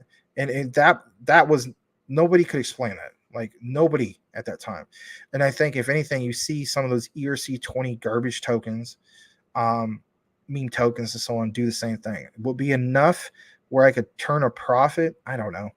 But I like the idea that maybe I will be at a loss on a lot of these. That is not as much of a loss as where I'm at right now. That's my key thing. All right. Now we got Bonk. Yep. I remember that. That was literally yesterday. Okay. Let me see. Sweet Caroline. GS, there are probably plenty of Caroline E-News on BNB. Yeah, geez. Yeah, I don't know about that. I wouldn't want to own one, but maybe they might be worth something to somebody at some point. I keep hearing rumors about the whole thing of a sex tape or something. Like, why would anybody want to watch that? Really? Ugh. With her? No, I'm good. All right, Crypto Puppet 2023 is a side job year for me. Have to take action. Load them. Quant begs Max. See you, bro. All right, we'll see you, Crypto Puppet. I just think I gotta get going. This is kind of extended coverage we had tonight. We don't necessarily always do this. Probably next time around we won't. But Joseph Thompson is in the house. I haven't seen you before. I'd like to welcome you. He says, "Hey Max, have you heard of, about LCX? Why are they up 40% today?" We did talk about roughly earlier. I think a large part of it has to do with the World Economic Forum. It's just, some people look at it like, wow, World Economic Forum, or you're a big fan of them and so on. It's just, for them to officially recognize them. And then some of the other things they're doing as far as being, quote unquote, a bank, if you will. I think a lot of times, there's a lot of need or a wanting need for people to look more into ISOs. How do we know that? It is trending a little bit more than usual. You have a lot of investors who got tired of meme tokens from 2021 and early 2022. They have been educating themselves more and more about some of the ISOs and so on. And what stands out for LCX is they're part of that particular mix of those ones, right? They're not officially an ISO, but they're a unique exchange. They're looking at it from the perspective of can this even get to like maybe 10, 25% of what Binance is as far as market cap? And what will that equate as far as the value per coin? And they're looking at the risk to reward ratio and they're saying to themselves, wow, this is really, really something else. That's what I'm doing, at least. I'll answer this. Top 3 ISO 222 is definitely Quant, XRP, XLM. And if you're going to ask me number 4, it's definitely XDC. All right. Yep, Cool Cat has his list. Glad you included Quant. Oh, yeah, that was Brian Daly. Yep. Boomer Alpha Sooner loves Quant, XLM, HBAR. You guys got some of your picks. Some really, really good picks. Get the XDC, get that GBEX. Okay. All right, let me see here. Larry told you the tape was good. Ugh. That'd be horrible. I don't think he would tell you that. All right. I'm going to go ahead and wrap up the show. Want to thank you guys for basically tuning in again. If you haven't checked out our recorded videos that we've done today, by all means, check them out. We did one on XDC, Quant, obviously. And then the other one we did was, what was the third one we did? My goodness. This is slipping me that, but see, sleep apnea. It just, once time gets in too much, you kind of like, so let me double check this. All right. So here we go. I will share this real quick to give us a kind of the plug, as Larry would say. So here's our own plug, if you will. So, okay. So XDC, it's BlockFit, get paid to work out with, look at there with Arnold. Yeah. I want to pump you up to Governor of California. Anyway, Quant implementation period, utility run imminent. Shows about the, talking about the old way and the new way. HBAR, that was the one. HBAR, my deep dive into HBAR. Is it going to be, or is it, I should say, currently the most undervalued coin in 2023? I think basically it's a combination of 3. It's HBAR, XDC, and ALBT. And you might even throw LCX in that mix. So those are my 4 as far as the most undervalued, if you will. And of course, I did a deep dive, a really long, extended deep dive. I'm glad to see they got over 1,000 views. So for all the people who are like, Max, your videos are too long. They're too long. Well, apparently 1,000 plus people and however many subscribers we got on that didn't feel that way. So don't get me wrong. There's times I don't want to do things too long. But on that particular one, if you're wondering why it was so long, there was this particular person who did a really good job on his thread outline. He just knocked it out of the park. And I was like, you know what? This guy deserves a shout out. I'm going to give my own 2 cents on this and so on. I think you guys appreciate that. And hopefully you do like some of the creative thumbnails I make here and so on, like me diving into an Olympic-sized swimming pool. Think about it. Obviously, it's a deep dive. Then there's a bowl, right? And then even the color of the bowl even shows that's like, it's kind of like underwater, if you will. Who was it? Somebody, I'm logged in as MaximusCrypto. Hold on. So for instance, Crypto Talk. Now this guy right here, hold on. Where was it? This guy says something about the thumbnails. It's kind of funny. Hold on a second. I'm just trying to go with it. Maybe I can't find it anymore. You know what? Here it is. It's right here. All right, here it is. Shout out to Shan's Enlightenment. Max, you sure be having some weird thumbnails, man. But thanks for the updates on all the goodies. Okay, well, fair enough. But here's the thing. I want your guys' feedback. Is it really too weird? Is it? I mean, if he's responding on that particular... Okay, here's the one you respond to. I need your feedback before we leave. Quant, implementation period, utility run imminent. All it shows is a bunch of blocks, like, blockchain, right? That's kind of subliminal message. And it shows the new way. Doesn't show a block. Why doesn't it show a block? See, I'm teaching you guys my subliminal messages here. It doesn't show a block because Quant isn't a blockchain. Aha! It's blockchain agnostic. It's Overledger's operating system. Oh, okay. So are they really too weird? I mean, come on. This one about XDC. Come on. You got to admit, that's a nice looking thumbnail. It's got Arnold, H-bar, some of these other ones. You know what I mean? I don't know. Here's the thing. The LCX one, I think I could have done a better job on that personally. I was trying to have some wave font, like the guy's riding the wave, right? And he's surfing. You know what I mean? I don't know. But the bottom part where it says LCX with half that market cap of BM, that didn't come in clear as I wanted it to come in clear. So I could do a better job on that. Don't get me wrong. But in reality, I mean, who is he referring to? Is he referring to me or is he referring to Larry? Yeah, obviously he's referring to me. All right. So I want to hear what you guys think, just real quick in the comments, what you think about it, and then we'll get going from there. You don't get a CTN alert. Here's the thing, Brian. So we're not the only station/channel, right, that has this problem, right? So Matthew Perry, obviously he's like, almost 200,000 subscribers or something like that. He mentions that he has that problem a lot. I know a lot of you guys are not big Matthew Perry fans. I'm just using him as an example. He mentioned that on his live. So he puts out a tweet right before it. He does all sorts of things. But it's an ongoing problem with YouTube. It's not just at our particular level for, where we're at on our size of, we're almost at 9,000 subs. He's at, 200,000 almost. So yeah, it's a YouTube issue. All right. What's the name? Night guys, Night Max. Until next time. Yep. Have a good night. Joey says good night. Thanks, Max. Hi to Larry. Miss him. Well, I think he appreciates that. Thank you. I'm just gonna go through Daniel Delgado. We do really do thank you, Max. Well, I thank you as well, Daniel. I do appreciate you, man. It always puts a smile on my face when I see people who come from the recorded into the live. It makes me feel like, you know what? This is really cool. They want to hear more about these specific things. Mr. Mass Debater, he says, bah, they are pretty zesty and cool. You know what? It sounds really zesty and cool right now.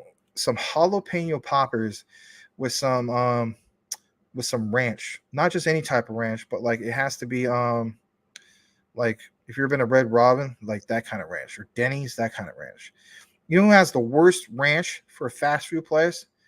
Jack in the Box. Freaking disgusting. Ugh. All right. Just my style. What up? What up? Good to see you. Thank you so much, Kelly. All right, hold on. Max, your thumbnail skills are godlike. Do you really mean that? I mean, I don't know. I mean, come on, my friend. Are you being sarcastic? Please tell me the truth, because I do value your opinion. All right. I know sometimes we don't see eye to eye about stuff, but I love you, man. I got my mad respect for you and so on. I just think you get a little bit, there's nothing wrong getting passionate. How dare he speak about my BSV like that? Ezekiel 25:17, the path of the righteous man is beset on all sides and iniquities of evil men. It's just like, and I will strike down upon thee with great anger and furious vengeance those who besiege my BSV. And you will know my name is the Cool Cat Crypto of BSV as I strike my vengeance upon you. It's like, my goodness. Anyway, just giving you some crap, my friend. All right. No, I really like them. Oh, okay, cool. I'm glad you like them. If you think they're good, that helps me out because I'm trying to be good about it. I just wish I could get something a little bit more HD. That's the only criticism I got. I think got that from what's his name? Le Grand Commission. Oui. He mentioned something about that, like it needs to be more HD. But yeah, I've been trying in regards to that. So yeah. I'm gonna get you some stickies, Max. That is chicken. Chicken is delicious. I got you. Stickies, huh? I'm gonna get you some stickies, Max. That chicken is delicious. I got you. Oh, what chicken? What am I talking about? See, sleep apnea. I don't even know where I'm at anymore. But yeah, Now, who wants to go watch Pulp Fiction after hearing that? All right. Masturbator. I actually said it the way you wanted me to say it. So, hey, you got it, man. I finally did it. Masturbator. All right. They are quite eye-catching and fun. All right, cool. Glad to hear it. All right. So, with that said, I'm going to close it out. The moral of the story is Ezekiel 25:17. No, I'm kidding. All right. On all seriousness, I'm not for blasphemy. I am a Christian person. I'm a sinner. Don't get me wrong. I'm not perfect like anybody else, but we do try to have some fun here. And I do think for the most part, you guys do appreciate not just the crypto coverage, some of the entertainment and so on. Little known fact for all the newcomers and so on, I do have an improv background and so on. Many years ago, I was on part of an improv team called the Dramagenics. I do about 22 different impersonations that range from Mike Tyson in his early years to John F. Kennedy to Richard Nixon, you name it, to a few different cartoon characters and so on. But thank you so much for joining us here tonight. We have some extended coverage. And if anything, know what you hold, know why you hold it. You should have done your research. And if you have done it, then stay the course. We're going to get there. We just need to be a little bit more patient. But we'll be more than glad to bring you guys the news and the updates and so on. And we hope that Crypto Talk Now will still be hopefully your go-to platform for a lot of things crypto related. We understand there's lots of other shows and so on. And shout out to all those other guys who are part of this crypto content brotherhood of content creation. Look out for more Quant videos and some of the other ISOs. We will say adios, arrivederci, auf Wiedersehen. We will see you on the next one.